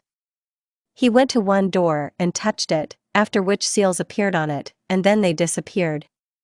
Opening the door, he showed Yuma a room decorated with paintings of a cute brunette. What was her name? Hinata Uzumaki. Well, initially her last name was Hyuga, but after our wedding she took my last name. So Namikaze is not your real last name? No, that's the point that, in fact, officially I was supposed to be Namikaze, but they decided to give me my mom's last name. I see. Yuma looked at the largest picture, and looking into the eyes of the painted girl, said, beautiful. By the way, What does this raincoat mean for you? This is my title, or rather it was once. Naruto took off his raincoat and hung it on a hanger. I'm certainly very pleased that you got along. The couple turned to the source of the voice, and saw Lucifer. But we're late. Okay, Yuma, we'll talk later. You go, rest, and can I come with you? The girl immediately interrupted. Uzumaki, unfortunately, only members of the Uzumaki clan can come with us. But if you want, Lucifer objected with an impudent grin, but he was interrupted. I want to. Great, Lucifer said with a sly smile. Returning back home, Naruto noticed everyone, even including Rune, who was changing into his uniform. Where are you going? Naruto asked, looking at him. With you? No, it's a little early for you. Oh, come on, let him come with us, Lucifer said, putting his hand on Rune's shoulder. Then you will be responsible for him. Of course, my lord. Rias was sitting in the office right now, biting her nail, calculating the options that could happen today, and therefore no one from the team bothered her. Griffia was standing quietly next to her, and began to move only when the door to the office opened, and Sona and her team entered it. I hope we're not too late, Sona asked, looking at Griffia. No, the rest should arrive right. Riser appeared in the office with his team. Now, as I understand it, there are no Uzumaki yet, Riser asked, and it was after his words that another portal opened in the office, and Naruto appeared in it, along with his figures. Good evening, Mr. Uzumaki. Have you collected all your pieces? Yes, the blonde man answered, sitting opposite Riser. Then another portal appeared in the office, from which Zeoticus and Sazex came out this time. I'm sorry, but we would like to attend this wonderful event, Zeoticus said with a sweet smile. This event would be wonderful if my master liked it, Zeoticus heard from the girl, and her face seemed vaguely familiar to him. Haven't we met anywhere? He asked her. Maybe you'll find out soon, she replied, hinting that she had lost interest in this conversation. Mr. Uzumaki, please take off your mask and introduce us to your figures. Okay, it's high time to end this masquerade. Naruto took off his mask, and began to examine the faces of everyone here. Menma, it was because of these faces that it was possible to come here and endure all this, in his opinion, farce. Wait, aren't you Sona's pawn? Razor couldn't understand how he could trick everyone around his finger. I think that all the questions will come later, and now let me introduce you to my pieces. Rune is a pawn. I don't think it needs a special description. My rooks are Yuma Amano and Medusa Gorgon. After saying the names, Issei froze in shock, and the Rias team was ready to arm themselves, and Yuma herself felt completely safe. Wait, the Gorgon Medusa, Sazex clarified, looking at the blonde. Yes, and you don't like something? The Gorgon asked with an insidious smile in response, and her hair began to turn into snakes, proving that she was a jellyfish, after which she hid them again. If you don't mind, then I will continue. My horses are former Valkyries of the highest circle, the commanders-in-chief of Odin, his main keepers Astrid and Alina. After this, Sazex twitched nervously. My elephant is a former angel, the sister of the Creator and the first Lord of Hell. Valina. After saying the name, Zeoticus got a lump in his throat. Why so? That's why you seemed familiar to me, he said, looking at the girl. She, smiling, took a step in his direction, and he, on the contrary, began to back away. Valina, calm down, Naruto said menacingly, and she turned to him and said, yes, my lord.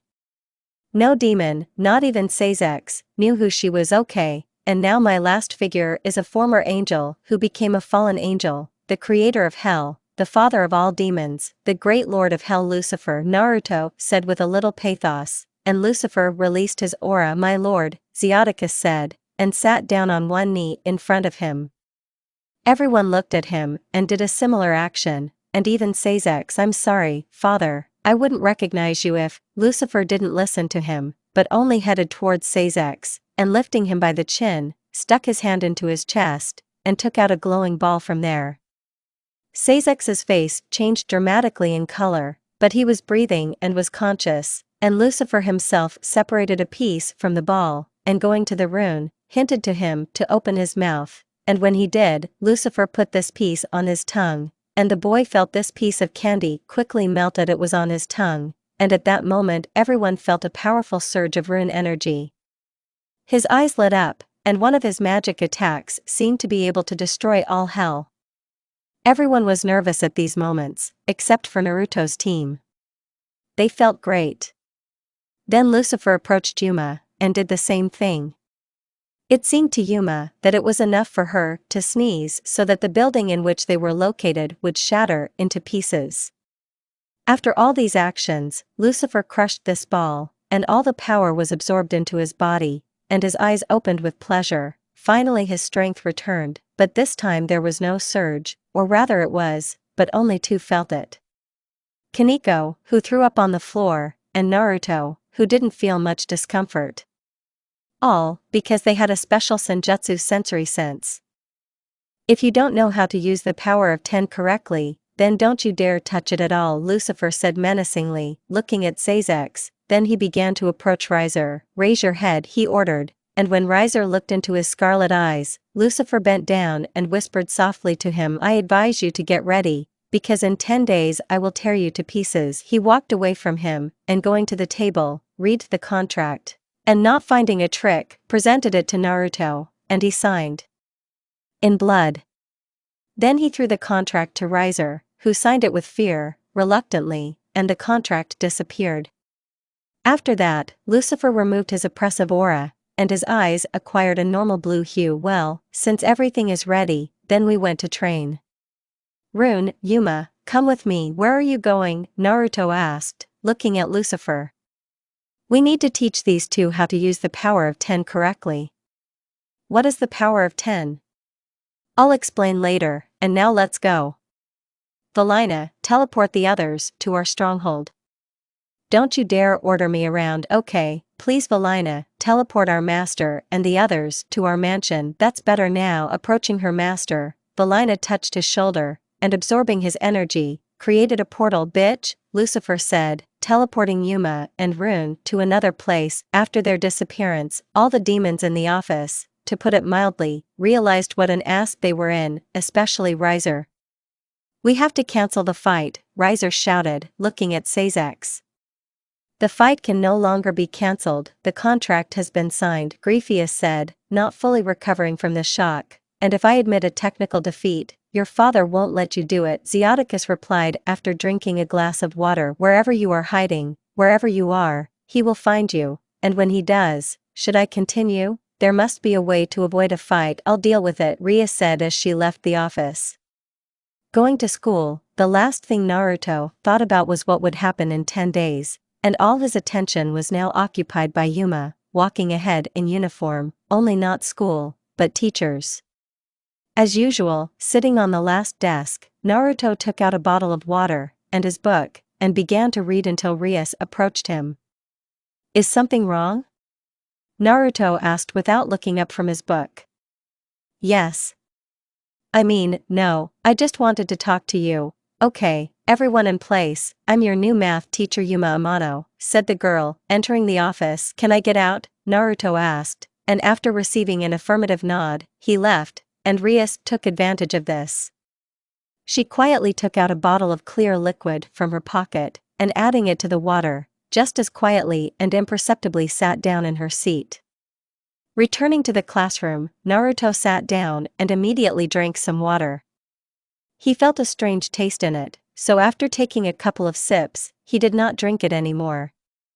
Then he was suddenly drawn to sleep, so putting his head on the desk, Naruto began to fall asleep. How are you? Naruto heard, and opening his eyes, he found himself in a white space. Who are you? He asked a question into the void, and immediately got an answer. And who do you think I am? I have a guess, but I'm not sure about it. I see, you probably think, why are you here? Yes, I would like to know. I'm going to need someone from you in the future, and I wanted to warn you.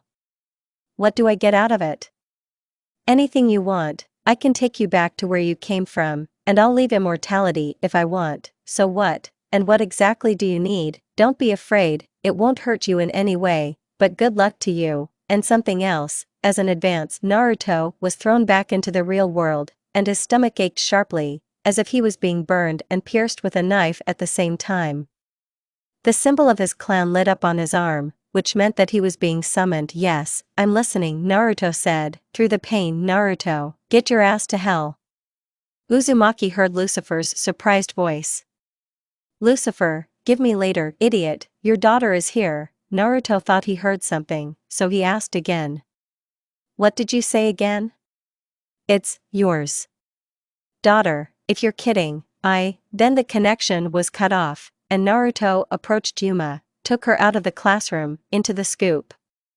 Naruto, what's wrong with you? It doesn't matter, can you send me to hell? Yes, but, your face is pale, and also, what the? Yuma began to watch as some kind of scarlet liquid began to flow from his stomach. Don't be afraid, I have everything under control, I need to go to hell, urgently. Yuma did not ask why, and taking Naruto by the shoulder, teleported them to hell.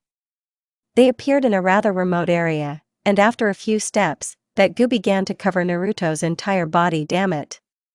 Yuma, quickly find Lucifer. Naruto fell to his knees and grabbed his head, but Yuma wanted to approach, but at one point Naruto raised his head, and his eyes turned scarlet, and the pupils were vertical. Zivu! He shouted, and tails began to appear from his cover. Hell 15 minutes earlier. Lucifer watched Rune train on a huge rocky canyon, until at one point he noticed something falling from the sky. Lucifer asked himself, and when he approached this fallen star, Lucifer found a little girl with short black hair. She was wearing a beige jacket, and in her hand she was holding a bag that resembled a pink panda. It's Hibamari. Mr. Lucifer, do you know her? This is Naruto's daughter. What is she doing here?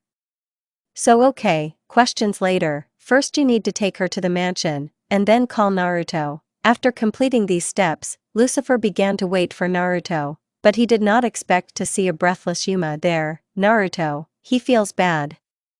What about him? I don't know. His body was covered with some kind of cover. Damn, I haven't had enough of that yet. Okay, Yuma, Rune, keep an eye on her, and I'll follow Naruto. Lucifer covered his body with armor, and flew towards Naruto. Wait, I want to go to Dad too, Hibamari shouted after Lucifer. To Dad? Yuma looked at Rune with a questioning look, but saw his face, realized that he also had no idea what was going on here. Finally, a worthy opponent, a menacing voice sounded, and a huge black dragon came out into the light. At this time, four tails appeared behind Naruto's back, and he lost control of himself. In the distance, he saw Lucifer rushing towards him, but he was stopped by an earthquake. A huge black dragon appeared from the ground. Crumb-crunch, Lucifer said, recognizing one of the dark dragons once considered extinct. The dragon looked at Naruto, and sent a huge flame into him, but instead of harming him, the dragon angered Naruto even more, and he had a fifth tail. I'll kill you. Black energy gathered in Naruto's mouth, which he launched towards the dragon, sending him flying several meters. Then he stuck his hands into the ground, and a second later huge red paws began to break out of the ground, with which he tied the dragon, and lowered it to the ground. Then a sixth tail appeared on his back, and his body began to be covered with bones like armor. He hit the dragon with all his might, causing him to fall on his back, and when Naruto tried to do it again, the dragon sent a huge wave of fire at him. Naruto flew several tens of meters, and the next second a seventh tail began to appear behind him, and at the same time he began to grow in size. Quickly reaching the dragon, Naruto did not let him take off, and grabbing his legs, he lowered the carcass to the ground with all his strength, and sitting on him, tied his limbs with tails, and holding him by the neck with one hand, began to tear his scales on his belly, and reaching the flesh, stuck his hand into the body, and took out the still beating heart, and then began to eat it with both hands, and the dragon remained lying lifeless on the ground. By this point, they were approached by a lot of demons, who began to hold them in a huge black dome. Hibamari, who was watching all this, screamed, "Dad!" Jumping off the tower, I ran in his direction, and meanwhile, there was silence inside the dome, until at one point the dome began to crack at the seams. When a small crack appeared, few demons were able to see from there a huge fox, with dragon scales, that was beating on the dome. Apparently at one point he got tired of it, and a soul eater appeared in his hand, with which he hit the dome, and destroyed it into small pieces. The dragon's body was not visible, which meant that the fox had completely absorbed his body. He stood up in a stance, and a huge black ball began to form in his mouth, directed towards Lucifer. Dad, the fox heard, and the ball suddenly disappeared. Hiwamori, who came up, saved the situation, and began to slowly approach the dragon. He slowly lowered his head, and Hiwamori put her small palm on him, and the dragon's body evaporated, and Naruto appeared in his place. Lucifer immediately approached him, and taking his carcass, disappeared, and Yuma went up to Hiwamori and did the same. "Where am I?" The first thing Naruto asked when he came to his senses. Lucifer, who was sitting next to him, immediately jumped out of his seat, and walking up to Naruto, said, "Calm down, calm down." Naruto just realized what was going on here, and his next question did not take long to wait. "Where is Hibamari?" "Hush, hush." Lucifer nodded behind Naruto, and turning, Uzumaki saw his daughter sleeping peacefully next to him, hugging his hand. "What happened?" Lucifer exhaled deeply, and began his story. An hour after the incident. After making sure that Naruto was taken care of, Lucifer walked along the corridor of the castle, and all the passing demons bowed at the sight of him. When he opened the door of the assembly hall, he saw that everyone was waiting for him, and everyone obediently bowed at the sight of him, to which he only leaned against the wall in front of the entrance. "So, if everyone is assembled, then let's start. Probably it's not worth explaining why we are here," Seizex began, looking at those present. "I have a question, weren't the dark dragons destroyed?" "No, some of them just disappeared, and among them was Crom Crouch." Lucifer answered the question. "Then what woke him from his sleep?" "Power." Lucifer replied in a calm voice. "Dark dragons were famous for their thirst for blood, they were always looking for the strongest opponents for themselves, and apparently Crom felt Naruto's strength, decided to challenge him, and as you can see, he paid for it. This Naruto Uzumaki, do you know him well?" "Better than anyone. Over the past centuries, I have studied his past inside and out, and I have plans for him. I think these are very big plans, since you follow all his orders." "Is he really so necessary in your plans?" It's obvious at once that you didn't serve me in the past, because otherwise your carcass would already be torn to pieces by hellhounds for such a question. Well, since I have more important things to do than just sit and do nothing, then I will give it up. Although Gremory is your current Satan, but do not forget who gave birth to you, and who can kill you." Lucifer left, having lost interest in the conversation, and headed to his mansion, where Naruto was currently staying.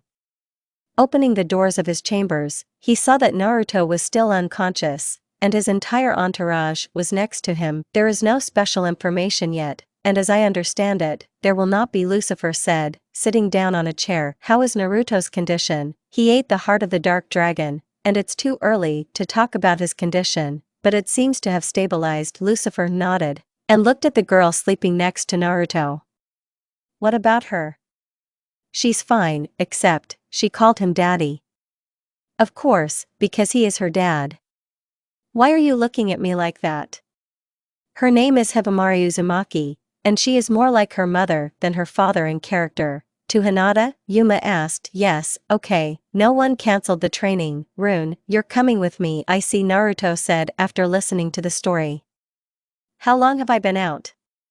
"A little more than a week." "Hibamari never left your side, and she was by your side all the time." Naruto looked at his daughter and smiled sweetly.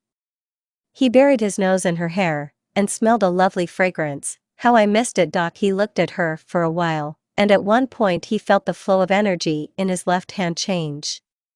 He energized his hand, and a black glove appeared on it, with an amber stone on the outside of the palm. "You are the first demon to defeat a dark dragon without artifacts alone. As I understand it, I also almost caused a cataclysm here." "Yeah, by the way, should I cancel the fight, or will you get better? And what is the meaning of this fight already, if she is already mine?" "Well, I don't know, I thought you'd want to show off there, pull your eyes on something." "No, so there won't be a fight." Naruto shook his head as an answer. "It's a pity." "Well, then rest. If something interesting happens, I'll let you know." Sitting in her office with her team, Rias was very nervous, and there were two reasons for this. The first, Naruto survived, and not just survived, he also absorbed the dark dragon, and the second bottle was taken away. She was afraid now that she might be traced back to her, and she was right. Suddenly, symbols lit up in the study, and she appeared in her family's mansion. Her brother, mother, father, all looked at her with contempt, and the rest of the relatives of the Bale family, all looked at her with dislike, and only her nephew Milikas looked at her with pity. What happened? Rias asked the question, and hoped that what she was thinking about at the moment was happening. You know, Princess Gremory, human technology is sometimes very useful, and in compatibility with magic, so in general nothing can be better than them. A voice sounded behind her, and looking back, she saw Lucifer, who was holding the same bottle. Do you want to tell me why you attempted to kill my king? Rias swallowed nervously, and did not understand how to answer. Mrs. Rias Sazex said with contempt in his voice. Do you understand that by attempting on the life of Mr. Naruto, you almost became the culprit of the destruction of hell? Are you aware of your guilt? Tears started to form in Rias' eyes, but she nodded in confirmation. Okay, Lucifer said, and disappeared, after which he appeared a minute later with Naruto. And now Lucifer, explain what's going on here. Naruto examined the situation, and looked questioningly at Lucifer. Naruto, what happened to you is solely her fault, and only her. And since only you suffered as this attempt, but at the same time the whole hell was at risk, you will choose her fate as the only victim. Naruto looked questioningly at her first, and then at Lucifer. And what can I do with it? Whatever you want, you can kill, torture, mock her, you can rape her right here, no one will even lift a finger. Don't worry, from now on she is your property. You can't just let her go. No, you can rather, but she will have nothing and no one left. At the moment, everything she had goes to you. She no longer has the surname Gremory. She can become Uzumaki, and be your maid, but no more, and if you let her go, then we will kill her, or rather I will, and everyone here will just look at it, and I want to warn you, she will live for a long, very long time. Lucifer said all this with a bloody smile. Naruto approached Rias, and gently lifting her chin, looked into her eyes. There he saw a mixture of fear and despair. This step was very stupid on your part. At one point, a cold smile appeared on his face, and at that moment she realized what a mistake she had made. Now the whole team of Rias gathered in the office, and waited for their mistress. Something, Ms. Rias is late today, Kiba concluded, looking at his watch. Yes, it's strange, Aquino agreed, and at that moment a portal appeared in the office, from which Naruto, Rias and Grifia came out, and the strangest thing in this situation is that Rias was now in the form of a maid. Madam President, what happened to you? Issei asked, jumping up from his seat. Let me explain the situation, Grifia began. You probably already heard that last week, Mr. Uzumaki was poisoned, and the one who did it was Rias, and at the trial it was decided that Rias would be Mr. Naruto's servant from that day on, so everything that belonged to her belongs to Mr. Uzumaki from that day on. Are you kidding? No, we are absolutely serious. In the future I will give you tasks either personally or my intermediaries. Naruto-sama, is it true? You know, Issei, I myself am far from happy with such news, but if I did not accept it, then she would have been killed, so let me take it. It is excluded, Grifia said menacingly. Rias is the property of Mr. Naruto, and she cannot afford to have another owner. Mrs. Rias, returning home, Naruto took Rias to his room, and putting her on the bed, sat down opposite her, and looking into her eyes, asked, Answer me, why did you want to kill me? Answer me. Rias's breathing accelerated sharply along with her heartbeat. I'm sorry, it's just that so much has happened lately, and, maybe you won't sit like a fish on ice? Sorry, me. I don't need your apology, I need a reason why you tried to kill me. I didn't want tyranny. Rias began, but immediately fell silent, and then continued, I thought that if I got rid of you, Lucifer would disappear too. Taking a deep breath, Naruto looked into her eyes and said, Your plan would have succeeded if you had done it before he got the power, and now, he is absolutely free. Why, so you're saying that you no longer have control over him? Well, how to say, he listens to me, so he needs me for something. If he just needed my body, he had a lot of time and opportunities to take it, so he's preparing me for something. Clearly, I apologize for my behavior, this will not happen again. I hope so. At that moment, the door to the room slowly opened, and Hawamori looked out from behind him. Come in, honey. Entering the room, Hawamori ran up to Naruto and jumped into his arms. Meet my dear, this is Aunt Rias. Rias is my daughter Hawamori. A cute little girl appeared in front of Rias, who hung on Naruto's neck. Looking at them, it seemed to her for a second that she was looking at her old self with her father, but she would never be able to call him father again. Sitting on the back desk, Akino looked at the place where Rias had been sitting before. She was sad to watch her fate, and especially at the moment when you can't help her in any way. Suddenly a girl came up to her and put a cup of tea on her desk. Who are you? Akino asked, looking at her. My name is Hawamori, and this is for you, Uzumaki replied, pointing to the tea. Thank you, Hawamori. And why did you give it to me? You look sad, so I decided to comfort you. Why do you think I'm sad? Akino tried to hide her feelings behind a fake smile. Well, it's just that I've been looking at you for half an hour, and you don't notice me. You are sitting with a thoughtful face, and your notebook is already covered with writing. Akino looked at her notebook, and saw that it really was all covered with writing. Hawamori. Suddenly the girl was called out, and she turned around and approached Naruto. I told you not to leave Aunt Yuma's side. I'm sorry, Dad. After what the girl said, the whole class looked at Naruto in surprise. I told you not to call me Dad here. Okay, Dad. Damn, never mind. Okay, come here. Naruto sat down on a chair, and putting her on his lap, took out pencils with sheets from his briefcase. On, draw. The girl did as Naruto said, and the next lesson in the classroom was held in silence, due to the fact that everyone was looking at this couple. At night, lying on his bed, Issei could not get used to the idea that Mrs. Rias was now a slave to some creature. Constantly remembering that moment, and how her face distorted the pain, he wanted to cry. No, I won't let you. When Naruto was walking with Hawamori in hell, no matter how strange and absurd it might sound, she asked at one point, Dad, when are we going to Mom's? Naruto stopped abruptly, and at that moment he did not understand what to say to her. In those split seconds, he had time to think about a lot of options. Honey, in general, it is, we'll be back soon. Oh, promise? I promise. Naruto kissed her on the forehead, and putting her on his neck, headed back to the mansion, and when he was sitting with Hawamori on a chair, Issei appeared in front of him. Naruto Uzumaki, I challenge you to a duel, he said with pathos, and Lucifer was already holding a blade at his throat. Leave Issei alone, I don't have time for this. So you're a coward? I don't need to prove anything to you in order to change your mind, this is solely my desire. Soul and artifact, what? I'm betting my soul and artifact in exchange for Lady Rias. Why do I need your soul with a dragon? I already have one, no, even two, so please let me rest. Stop, Lucifer suddenly said, and going up to Naruto, he began to whisper in his ear. If you don't need his artifact, then believe me, I need it. Why do you need it? I need it, I just need it. Lucifer, I beg you, you have such buns in your hiding places a dime a dozen. No, I don't have one. The fact is that this artifact is capable of killing a god. And how are you going to use this artifact? If you agree to fight, I will tell you after the battle. I'll take you at your word. Naruto got up from his seat and said, okay, I accept your challenge. Issei, please don't. Rias came up and said.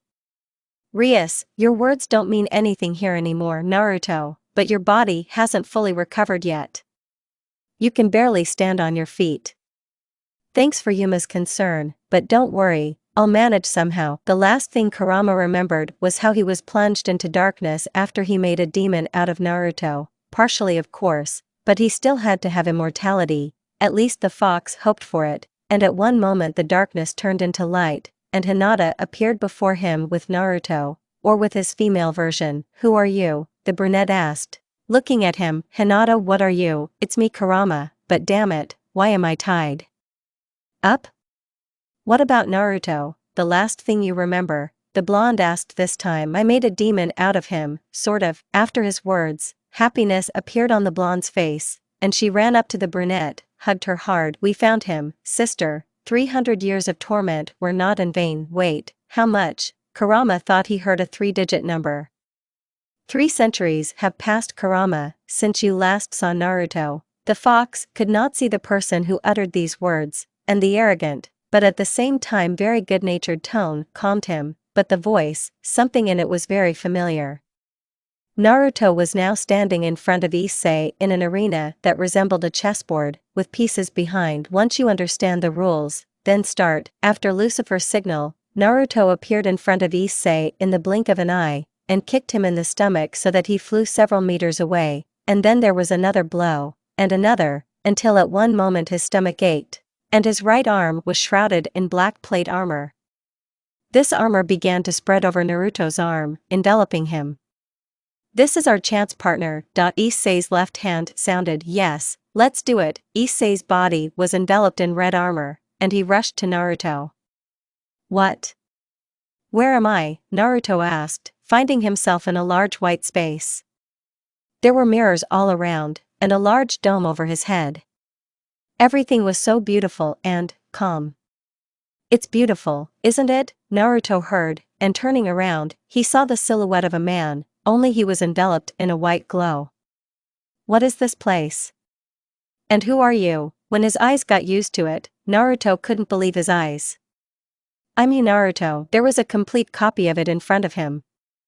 The same height, build, eyes the color of the sky, but the hair was white, like snow that had just fallen. "I know you're dumbfounded, surprised right now, you don't believe your eyes, but it's true.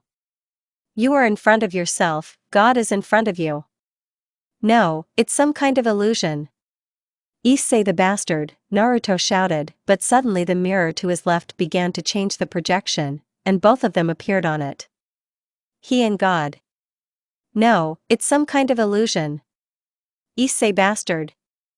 The same habits, the same words, the same manner of speech. Naruto saw himself on this mirror. "It's not Issei. Now Issei is fighting with your body, which is trying to resist the influence of Krom Kruch. And it turns out SOSO. Are you showing me the future?" Naruto asked, already looking away from the mirror and looking at God. "On the contrary, the past, my past. You see, that Naruto you're looking at right now is me.